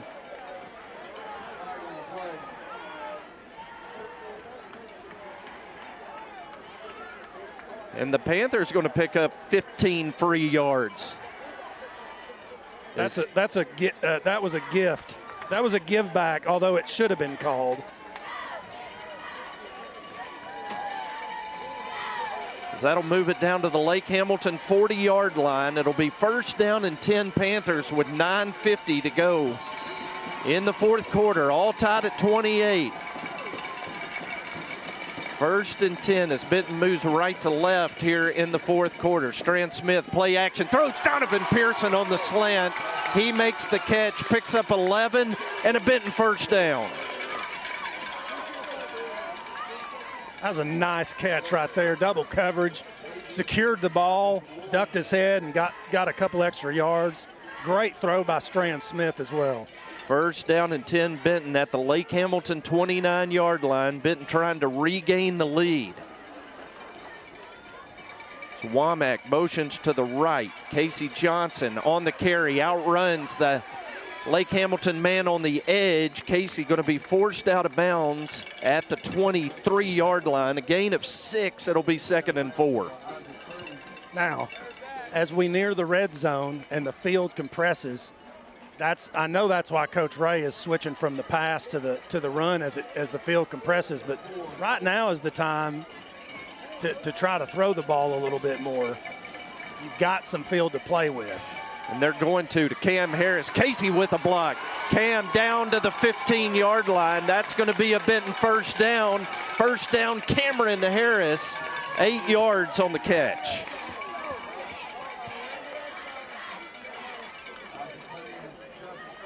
First down and 10 Benton at the Lake Hamilton 15-yard line. Casey Johnson in the backfield with Stran Smith. Trip receivers to the wide side. Single receiver near side. They option to the wide side. Pitch it to Casey, and Casey is going to pick up a couple of yards as Waller and Clenny on the tackle for Lake Hamilton. Yeah, I'm not liking the I want to see them get Cam in the middle of the field again. Or I want to see him take the receivers and clear out, give Stran Smith kind of an open lane on one side of the field in case he needs to scramble. He's had some success with that. They're going to run. It needs to be an accidental run. 2nd down and 9, Benton. Stran Smith going to throw. Donovan Pearson with the catch, lost his footing at the 3-yard line, but it's going to be 1st down and goal, Panthers at the 3. Now, we've been here twice already this half. We ran the ball every time. Let's not do that again. Let's learn from our past mistakes here. Let's get it in the end zone as they run it with Casey. Casey to the left. Casey to the end zone. Touchdown, Casey Johnson. And that time they ran wide, Dio, into the end zone. And Benton regains the lead with 8:05 to go in the 4th quarter. Casey's hungry for that end zone. He don't want the quarter pounder. He wants the Royale with cheese. Lucas Wilbur on for the extra point. Colby Howard to hold. It is up and it is good. 8 minutes left. 8:05. Panthers lead at 35-28. We'll be right back with Panther football on the Benton Football Network. Hi, I'm Susie Everett, inviting you to come see us at Everett Buick GMC and discover the Everett difference. But what is that difference? It's outstanding customer service, the largest Buick GMC inventory in Arkansas, a state-of-the-art facility, and an outstanding team of professionals who put your needs first. From sales to service to financing, the difference shows in everything we do every day. Come see us at Everett Buick GMC, I-30 at the Alcoa exit. 8 plays, 61 yards in 2 minutes and 35 seconds, and the Panthers regain the lead on a Casey Johnson touchdown run, 35-28. Rob Pepper, that was a really good response by the Benton offense. We really, I mean, what can you say? They were very efficient coming down the stretch and finally got one in after 3 tries, so great to see it. So Lucas Wilbur will kick off. And it is a great kick by Lucas that drives Justin Crutchmer to the goal line, and they're going to say touchback as it got through Crutchmer's hands, broke the goal line, touchback, and Lake Hamilton, Dio, will have to go 80 yards with 8:01 remaining. That's exactly what we need them to have to do, but we also need to get a stop here. You know, this is one of those going down into the stretch. This is harder on the defense because playing against this offense like this, this is when this offense really shows up because that big offensive line is leaning on these tired defensive linemen, and they have the advantage here. So defense is going to have to bow up big here on this drive. Bearden under center on 1st down from their own 20. Gives it to Crutchmer, and Crutchmer is going to be stopped for a loss. A loss of 1 for Crutchmer as Patrick Shipp, Jake Jones, and Andrew Armstrong on the tackle. That's what you want to see right there, getting them started with a tackle for no gain. That's exactly what we need. We need them playing 2nd and long, 3rd and long. Need them to try to have to pass because that's what they're not comfortable doing. Actually gave him the line of scrimmage. 2nd down and 10, Lake Hamilton. As Crutchmer the wingback, Martin the halfback. Bearden going to drop back to throw. He throws, has a receiver who makes the catch at the 28-yard line. That's Wylan Harris on the catch for Lake Hamilton. A gain of 8, and it'll be 3rd down and 2. Clock running with 7 minutes to go in the ball game. Benton leads at 35-28. 3rd down and 2, Lake Hamilton. Ball on the left hash as Lake Hamilton moves left to right in the 4th quarter.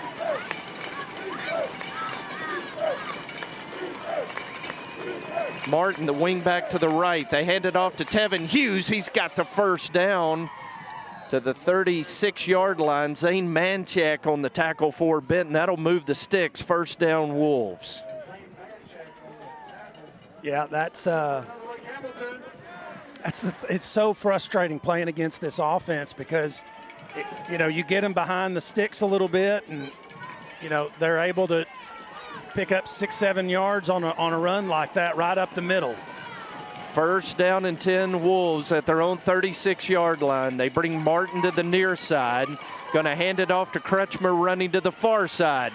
Kretschmer with room over midfield into Benton territory at the 40, 35. He high steps. Jaden Collinet is finally making the tackle for the Benton defense at the Panther 25-yard line. But Lake Hamilton's got it 1st and 10 at the Benton 25. Yeah, see, that's what I'm saying. Defense is sucking wind. They've been on the field an awful lot tonight because our offense, when they've had the ball, they've scored so quickly. So, these defensive players, they're getting gassed. 1st down, Lake Hamilton at the Benton 25-yard line. Lake Hamilton has owned time of possession, but Benton leads on the scoreboard 35-28. 2 tight ends. Going to hand off to Tevin Hughes running left, and Hughes is going to be over the 20 down to the 18-yard line, and Chris Bernard. We're dropping like flies over here. Yeah. Boy, that doesn't look good as Chris Bernard is injured at the 20-yard line. Panther training staff and Coach Brad Harris out to check on him. Can't tell if he's holding his leg or his shoulder. Anyway, either way, I don't like seeing that young man laying on the turf. Chris Bernard being attended to. We'll step away and take a break. This is Benton Panther football on the Benton Football Network.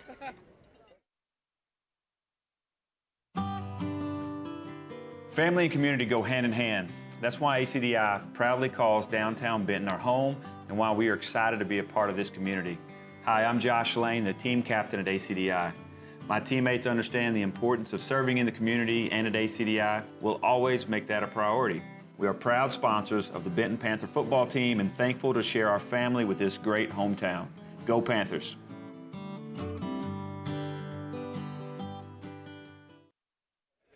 Chris Bernard being assisted to the sideline by the Benton training staff. And he'll be checked on. Jack Woolbright is going to replace him in the Benton secondary. The Tevin Hughes run reached the 20-yard line. It's 2nd down and 5, Lake Hamilton at the Benton 20. 5:28 and counting in the 4th quarter. Benton leads at 35-28. They're going to pitch it to Hughes coming to the near side. Tevin Hughes breaking tackles inside the 10, down near the 5-yard line. They're going to say he stepped out of bounds at the 7, but a punishing run by the senior fullback for Lake Hamilton. Well, I'm going to tell you what, Jack Woolbright came up to try to give him a lick, and that's what happens. You meet a senior running back. He took a shot right there, but, hey, Jack stood in there let his presence be known. He may have taken the brunt of that, but. So 1st down, Lake Hamilton. 1st down and goal at the Benton 7-yard line. Lake Hamilton threatening to tie this ball game as we are under 5 minutes remaining. They give it to Kretschmer running left, and he's tripped up in the backfield back at the 13-yard line, a loss of 6. Well, that's the kind of play we needed. That's almost as good as a turnover. He just tripped. He tripped over Tevin Hughes there trying to I think Hughes was trying to block Zane Manchak, and Kretschmer may have tripped over Hughes' leg. I couldn't tell. As it is 2nd down and goal, Lake Hamilton at the 13 following the 6-yard loss. Now, this is where eye discipline plays big. The linebackers and the defensive line, pay no attention to the man behind the curtain here. You just got to do your job.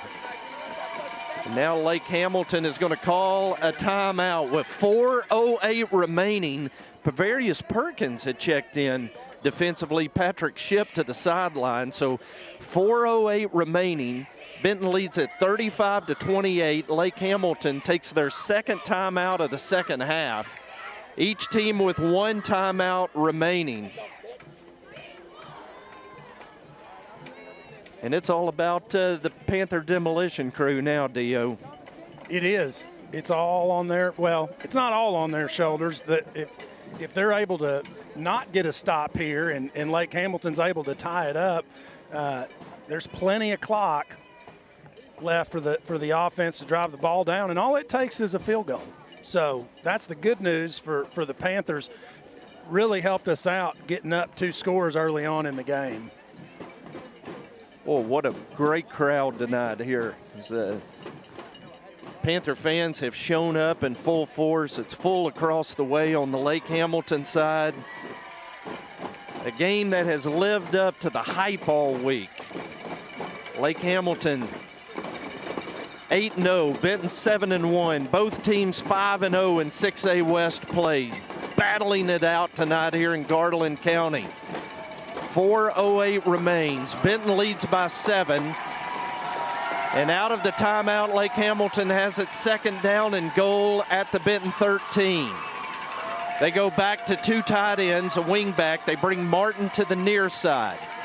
Hughes and Crutchmer in the backfield. Bearden's going to throw. He drops back. He fires. He has a receiver. That's a touchdown for Lake Hamilton, as Wylan Harris made a sliding catch in the end zone for the score. And Lake Hamilton is an extra point away from retying the game at 35. Bearden will hold. Alex Hertz on for the extra point. Wylan Harris, who caught the touchdown, is the snapper for Lake Hamilton. Snap. Perfect hold. Hertz's kick is good, and with 4:02 remaining, we're tied at 35 tonight between Benton and Lake Hamilton on the Benton Football Network. Allied Glass is a full-service glass shop located in historic downtown Benton. Allied Glass is a third-generation business and family-owned and operated since 1967. Mirrors, shower doors, commercial storefronts, tabletops, screens, plexiglass, and much more. For all your glass needs, call Allied Glass at 501-778-6244, located at 115 East Sevier in downtown Benton. Well, it's been everything we'd hoped for. 4:02 remaining. Hoped is the wrong word. We did not hope for this tight of a ball game. We hope to blow them out. Oh, okay, there you go. This is the kind of game that this is an exciting football game for sure. It's everything that a conference championship should be at this level, that's for sure. Lake Hamilton, 8 plays, 80 yards, and 359. That was a quick strike scoring drive for the Wolves. It was. You think they onside here, they kick it deep. They don't want to give Benton a short field. Hertz does kick it deep. Donovan Pearson back to return in place of the injured Chris Bernard. And Pearson is going to be over the 25-yard line. Breaking tackles. Donovan to the 35, 38-yard line. That's a great return by Donovan Pearson to give Benton good field position. That was a fantastic return. Looked like they had him tackled at about the 25, able to get another 12, 13 yards out of that.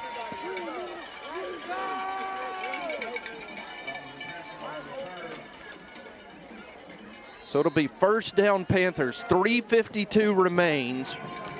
All tied at 35. Stran Smith with Casey Johnson in the backfield. Cam Harris split wide to the left.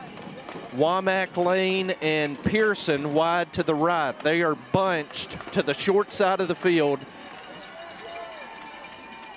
And Stran Smith keeps running room up the middle of the field into Lake Hamilton territory, all the way down to the 33-yard line, and the Red Sea parted for Stran Smith. Well, that was a great read right there. He read the defender tracking, two defenders tracking Casey Johnson. Stran does the right thing and pulls the ball just wide open field in front of him. First down Benton at the Lake Hamilton 32-yard line, 3:35, and the clock is running.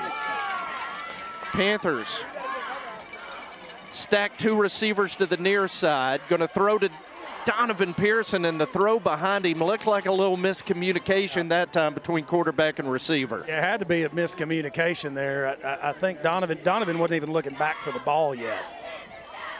By the time he looked back, the ball was already almost there. Second down and 10 Benton at the Lake Hamilton 32. Same formation. Pearson stacked behind Cam Harris to the near side.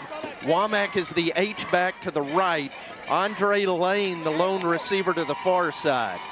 Casey Johnson in the backfield with Stran Smith on second down and 10. Fake to Casey, throw to Cam, makes a great catch, makes a man miss, makes another miss, touchdown, Cam Harris. That's how you glide into the end zone right there. They were drawing a bead on him, Dio, and he made three wolves olay. And he just kept, that's exactly what he did. He olayed him, just kept cutting to the inside, let him get to him, and they were over pursuing. You can't do that with a guy like Cam Harris. 32 yards. Stran Smith to Cam Harris. Lucas Wilbur on for a big extra point, and a whistle blows the play dead. And an offside against Lake Hamilton. And the crazy part is that ball bounced off somebody's helmet and went over. And Brad Harris is saying, I don't want the penalty. But they blew it dead. Extra point was good.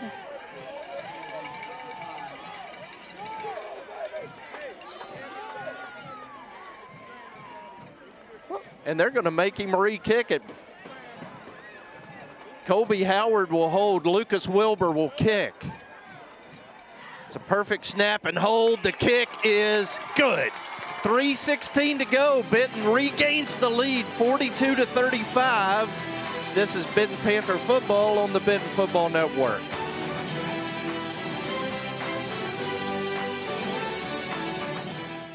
Any lasting structure begins with a good blueprint, and every good blueprint must be designed specifically for the people it serves. The Benton Event Center, Riverside Park, and the new Boys and Girls Club, all designed by the professional architects at Black, Corley, Owens, and Hughes. They understand the Benton community and are a major part of our economic success.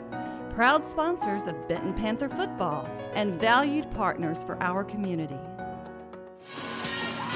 Lake Hamilton tied the game, and the Panthers responded with a three-play, 63-yard touchdown drive in 36 seconds to retake the lead, 42-35 over Lake Hamilton. Lucas Wilbur will kick off. Kendrick Martin and Justin Crutchmer go back deep for Lake Hamilton.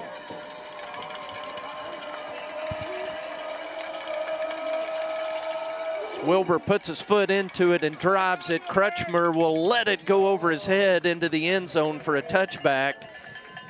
And now 3:16 to go. Lake Hamilton's got it 1st and 10 at their own 20-yard line. Rob? We got Rob? There's Rob. Rob, the atmosphere down there on the sideline. Atmosphere's great, and when Cam went in, I mean, the stands, the players, everyone erupted. This is what we need, and we need to get a big stop right here. You know, we've had a lot of success just with the little play action, just sucking the linebackers up, and it was, you know, just getting out to Cam was great. First down run to Kendrick Martin. He's got running room. He's at midfield. Jaden Collinette finally wrestles him out of bounds all the way down to the Benton 36-yard line. Well, they blocked that really, really well. Their offensive linemen did a fantastic job setting the edge over there. I mean, I got to give them credit for that. And Cain Simmons don't miss too many tackles like that. That was one of those that coming from the side, usually Cain's coming downhill, but nifty little move by the running back right there, and that is not what we needed them to have. They took a long field and turned it into a short field. Boy, it's a battle of wills now, isn't it? I'm telling you. But we've seen some magic happen on this end of the field a couple times in the past, too. So, first down give to Tevin Hughes. Cain Simmons is going to make the tackle at the 27-yard line, but a 9-yard gain for Lake Hamilton. And it'll be 2nd down and 1. Clock at 2:20 to go.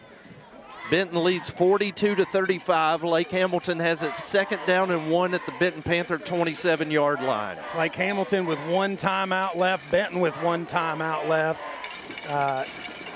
Clock ticks down to 2 minutes left in the game. This is where it's at right here. Walker Davis checks in at nose man for the Panthers as they give it to Crutchmer running left. Crutchmer with running room down near the 15-yard line. Jack Woolbright on the tackle for Benton, but it's a Lake Hamilton first down as the clock now down to 1:52.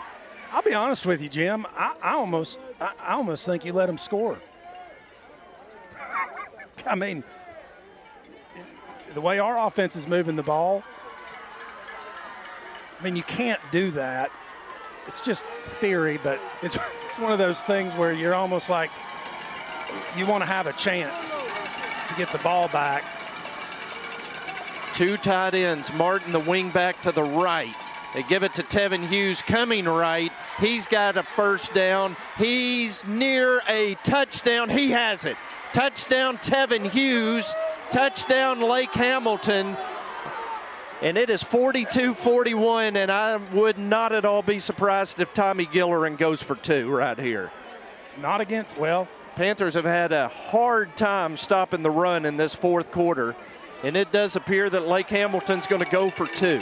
Yeah. 42-41. Benton leads it with 1:14 to go, and Lake Hamilton's going for the lead with 1:14 left. 2 tight ends, wing back to the left. Grant Bearden under center, and the Panthers jump off sides. And that's going to give Lake Hamilton a 1.5 yards. Smart play. Yes. Smart call. Get us, you know, they got to know we're amped up to get into that backfield. So they move the ball down to the 1.5 yard line. Grant Bearden getting the play on the sideline from his coach, Tommy Gillerin. Brad Harris exhorting his sideline to make noise. We need more cowbell again. And now Lake Hamilton's going to call a timeout. Well, I'm going to tell you what, folks. You showed up, if you're here or watching online and you showed up for a football game, you got one for sure. Money's worth and more tonight, I promise you that. This is one heck of a football game. 42 Panthers, 41 Wolves. Lake Hamilton has just scored on a Tevin Hughes run and has taken a timeout as it appears as if Lake Hamilton will go for 2 and try to grab the lead. The Panthers have led this entire football game. Lake Hamilton has tied it. Benton has answered each time. Well, and that's the thing. We've led the entire game, and it doesn't really matter. This is a John Madden thing right here, but the only thing that matters is who leads when the clock runs out. We got an opportunity right here to try to shut this down. So 1.5 yards. It's all come down to 1.5 yards here with 1:14 to go. The Lake Hamilton offense staying on the field out of the timeout. The Panther defense ready to dig in.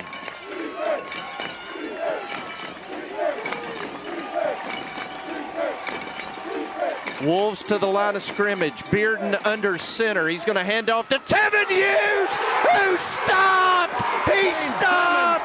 Cain Simmons with the play, hit Tevin Hughes and dumped him for a loss, and the Panthers have held the lead 42-41.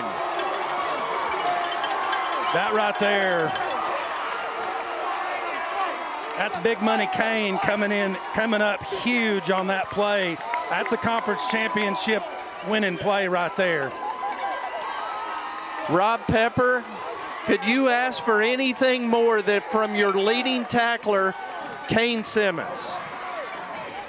That young man, I've watched him his whole high school career, and he is an exciting player, and he came up as big as you could right there. That is a senior with a big heart, willing his team. What a play by Cain Simmons. As Lake Hamilton will now be forced to onside kick, and you can see, boy, our camera crew has got a great shot of Brad Harris with his hands team up, giving instructions. Panthers are going to have to recover this onside kick. Yes, they will. Boy, that's one heck of a play. I mean, you can't. That's one of those plays. Cain Simmons is going to remember that for the rest of his life. But give Bobby Wynn some credit for dialing up that blitz, blitzing Cain Simmons into the backfield. I mean, they knew that play was coming. They drew that up, and Cain was exactly where he needed to be when he needed to be there. You know, Tommy Gillerin said against our offense, sometimes you got to guess right. Bobby Wynn guessed right. He did. Bringing Cain Simmons on that run blitz.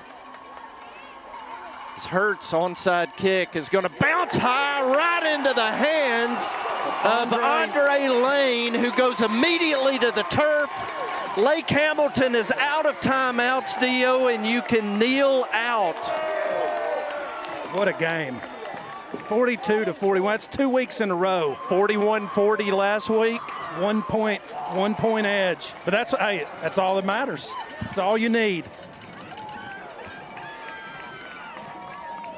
As the Panther offense huddles up on the sideline before taking the field with 1:13 to go, leading 42-41, and Lake Hamilton out of timeouts.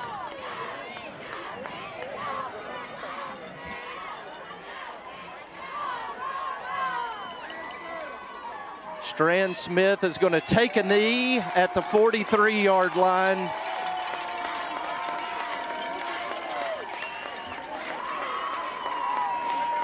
And the clock hits a minute. Well, we thought we saw some emotion from Coach Harris last week after that Greenwood win, but after Stran just nailed it, Coach Harris over there fist bumping his coaches. He looks like Tiger Woods at the U.S. Open several years ago. Fist bumping and yelling. He's excited.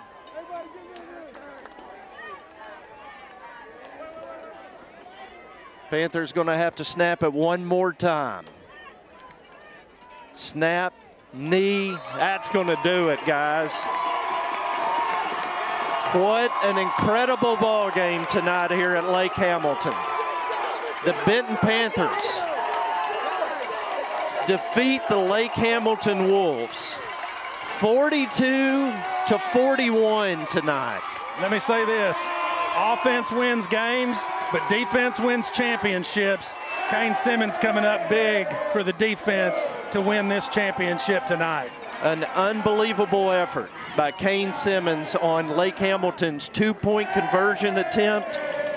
He stopped Tevin Hughes, and the Panthers win 42-41 tonight over Lake Hamilton. We'll take a break, and we will come back with our post-game show tonight. We'll hear from head coach Brad Harris. We'll have our Panther players of the game that will be featured at Pasta J's on Monday. Tonight's post-game show brought to you by CTS Industrial Services, and it's going to be a happy one as Benton wins tonight 42-41 over Lake Hamilton. This is Fighting Panther Football on the Benton Football Network.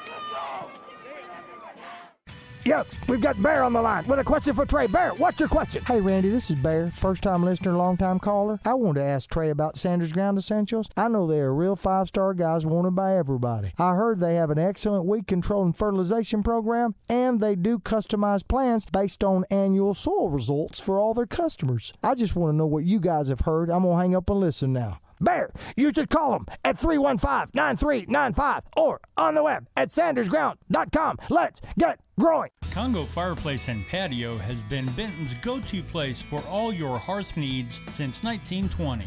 Stop by now and see over 20 live burning displays. With the South's largest selection of gas logs, gas inserts, and wood-burning stoves, Congo has what you need to heat your home this winter. Get any accessory you need for your fireplace and stove in one place. Plus, see the largest selection of pellet stoves. With over 90 years of combined sales and service, there's no other place to shop. Hamilton Family Dentistry, dental care that grows with you. We're family owned and are ready to provide dental care for your family. From your newborn baby to your great-grandparents, we see them all. Give us a call at 653-2422 or come visit us at 2422 Spring Hill Road. Merchants and Farmers Bank is built around hard work and dedication, offering the big bank products but small bank friendly. Building relationships, one customer at a time. We invite you to be next. Stop in today at the corner of Spring Hill and Highway 5 in Bryant, or our newest branch opening soon in downtown Benton, where you'll find that your experience here matters. Visit us online at mfbanknet.com or find us on Facebook. Member FDIC, Equal Housing Lender. Well, the football team has held up their end of the deal. Yeah. 42-41 winners tonight over Lake Hamilton. Tomorrow, the Lady Panthers are going to hold up their end as they go to take state at Bank OZK Arena in Hot Springs at 3 o'clock. The Lady Panthers against Little Rock Christian for the 5A State Volleyball Championship. Want to remind everybody to show up at the arena at high noon tomorrow to cheer on and send off the Lady Panthers as they go win a state championship trophy. Also, you can pre-purchase your tickets online right now for $7 at gofan.co/app/school/AAA. And boy, I tell you, if anything like this crowd shows up tomorrow at Bank OZK Arena, man, I don't know if we can take another day like this. I'm going to tell you right now, I've got enough adrenaline pumping. I don't know that I'm going to be able to sleep tonight. I feel like I just played a football game. Just go straight to the arena and wait till noon tomorrow. I may do that. I may just camp out. What a game. I can't see Rob. Does Rob have Coach Harris yet? No. Coach Harris has been grabbed by the media, so Benton wins at 42-41. We're going to have to teach Rob to get aggressive like Cain Simmons and go in for the kill. As the Panthers go to 8-1 overall, 6-0 in 6A West play. Well, I'm going to tell you what, those boys are fired up. Casey Johnson hadn't stopped dancing. Stran Smith tonight, Dio, 22 of 28 passing for 322 yards. But how about this? 8 carries, 84 yards from the quarterback. That's huge right there. That's exactly what we needed. Accounted for 380-plus yards of offense. Fantastic job, though. The passing was what was spectacular right there. If you look at the stat sheet, Panthers win by 1 point last year and had a 1-yard advantage. Tonight, Lake Hamilton outgains Benton 490-477. Another 1-point game, 13-yard. I mean, you're talking about Benton, Greenwood, and Lake Hamilton so evenly matched, and the Panthers able to win back-to-back weeks by 1 point. Yeah, and then next week, Lake Hamilton's going to face Greenwood. Rob's going to let Coach Harris join his team here and celebrate for a minute with him, as he deserves to. They need to get this picture for the conference championship for sure. As it is a happy group of Benton Panthers that surround Coach Brad Harris. Brad with his 48th win as the head coach of the Benton Panther football program. Dio, I think we can go and name our Pasta J's players of the game real quick, don't you? Well, you can debate me on this, but Stran Smith's going to get it on offense. No debate. There's no debate there. And then Cain Simmons on defense. I mean, here's the deal. We could probably, on defense, you could have some discussion, but coming up with the game-winning tackle when it mattered most, Cain came up huge several times, but nothing bigger than that play to seal the victory. And And I know you don't get there on one play. Football is never about one play. One play never costs you the game or wins you the game. But that play right there, had he not been back there to make that tackle, we're not celebrating right now. So Cain Simmons is our Pasta Jays defensive player of the game, made the play of the game. For sure. Stran Smith, our Pasta Jays offensive player of the game. We want you to join us Monday at Pasta Jays at 1314 Green Street for Panther Live. We'll be with Brad Harris, Stran Smith, Cain Simmons. We'll review this big win and preview next Friday's game against Van Buren. We're doing it on Monday night because Tuesday night we're going to pack the Palace for the Benton Bryant Junior High game for the Central Arkansas Junior High Conference Championship. Let's go down to Rob Pepper with Brad Harris. Hey, Coach, a great win, and when it came down to it, senior leader on defense, Cain Simmons, comes up with a big stop. Huge, you can't say enough about it, I mean, he missed some tackles early in the game, but guess what he does when it's crunch time? Makes a heck of a play for us. Missed a couple plays. They got to go 80, and we didn't expect that, and we gave up a couple plays early to let them get down there, but, like I just told them, we bent, but we didn't break when it mattered, and that's what you got to do against Lake Hamilton. You know you're going to give up some points. You know you're going to give up some yards. You just got to try to outscore them and make a play or two on defense every now and then. They're really good. And I hope they stay opposite of us, and we don't see them till later in the year. But real proud of our guys. Can't say enough about how we played offensively early on and then to able to score there at the end to get the lead, and just very proud. I've seen very few teams that stay so motivated in the fourth quarter with their backs against the wall as this team. They do. Their first just a few minutes, man, they kind of had that far-off look in their eyes when they were driving. We kind of got them refocused there with the timeout that they took, on the two-point play. And, man, they stepped up big time, and they're like the little cardiac kids. They don't quit, man, and last week was a big win. This week's a huge win. We got to carry this momentum through the rest of the year, but just real proud of everybody. What a crowd tonight, what the energy they bring right down there. That means a lot right there to these guys. So, just a great win for us. Great win. Go celebrate with them, Coach. Congratulations. Thanks a lot, Rob. Appreciate you. All right, Rob, weigh in your final thoughts tonight, getting to experience all that on the sideline 2 weeks in a row. Wow. Considering the last 2 weeks in the Parkview game, I mean, what more could you want if you're a Benton fan? Some of the most exciting football games we've had in the last couple of weeks. And I tell you what, these kids, like we were talking about with Coach, they just don't give up, and they never count themselves out. So you got to be super proud of them. No doubt. Super proud of them. That's a good word. I mean, the way they fight back, and it would have been real easy, especially once we got the penalty, on the 3, they move it down to the 1.5. It's real easy, like Coach said, to get that far-off look in your eyes and be like, well, here we go. We lost this one. But they didn't do that, and the coaches, hats off to the coaching staff for gathering the guys up and getting them to realize that they had Lake Hamilton's number, and they dialed up the play that stopped it.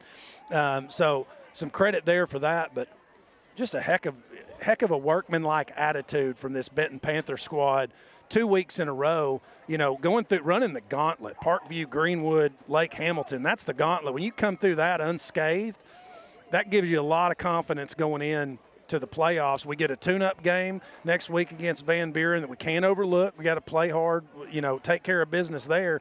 And then going into the playoffs, we get that extra week of, week off with the bye. That's huge. And now as the 1 seed, we're going to be facing the winner of the 4-5 matchup. Good, favorable matchup. We should be playing again over Thanksgiving. And you're going to be home all the way through. Home all the way through. Don't have to make a day after Thanksgiving road trip. Yeah, that's big. Boy, what a win tonight. I mean, the last 2 weeks, you just couldn't ask for anything more.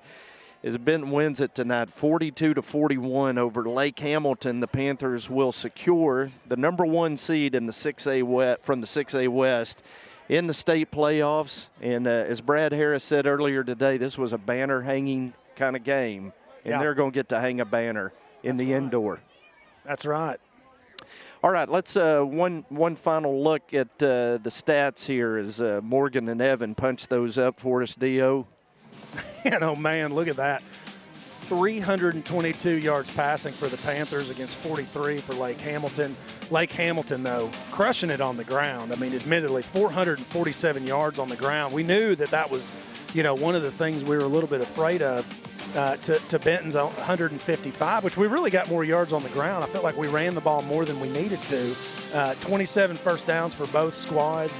Third down conversions, Lake Hamilton with that running offense, 4 of 8, 50%. Held Benton to, only 2 of 5. Penalties, we had to play to beat the refs a little bit. 9 penalties for over 100 yards.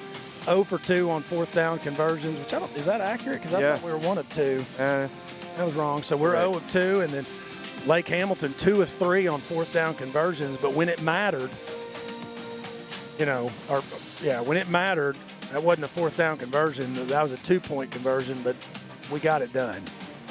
A couple of individual stats for Lake Hamilton. Justin Crutchmer, 26 carries for 224 yards tonight for him. Tevin Hughes, 22 carries for 152. Those guys were everything was advertised and then some. Yeah, Crutchmer really impressed me. He's a heck of a running back, and he's only a junior, so we're going to get to see him next year as a senior running back. I'm going to tell you right now, he's slick. Again, our Panther offensive MVP tonight that will be featured at Pasta J's on Monday. Stran Smith, 22 of 28 passing for 322 yards. He was 8 of 84 rushing. And I was looking real quick, Stran with 3 touchdown passes tonight for the Panthers, who win at 42-41 over Lake Hamilton. Cain Simmons, our Pasta J's Panther defensive player of the game.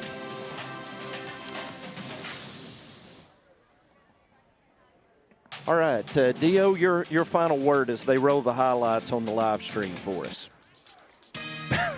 What do you say after 2 weeks in a row facing that? But what an environment to be in.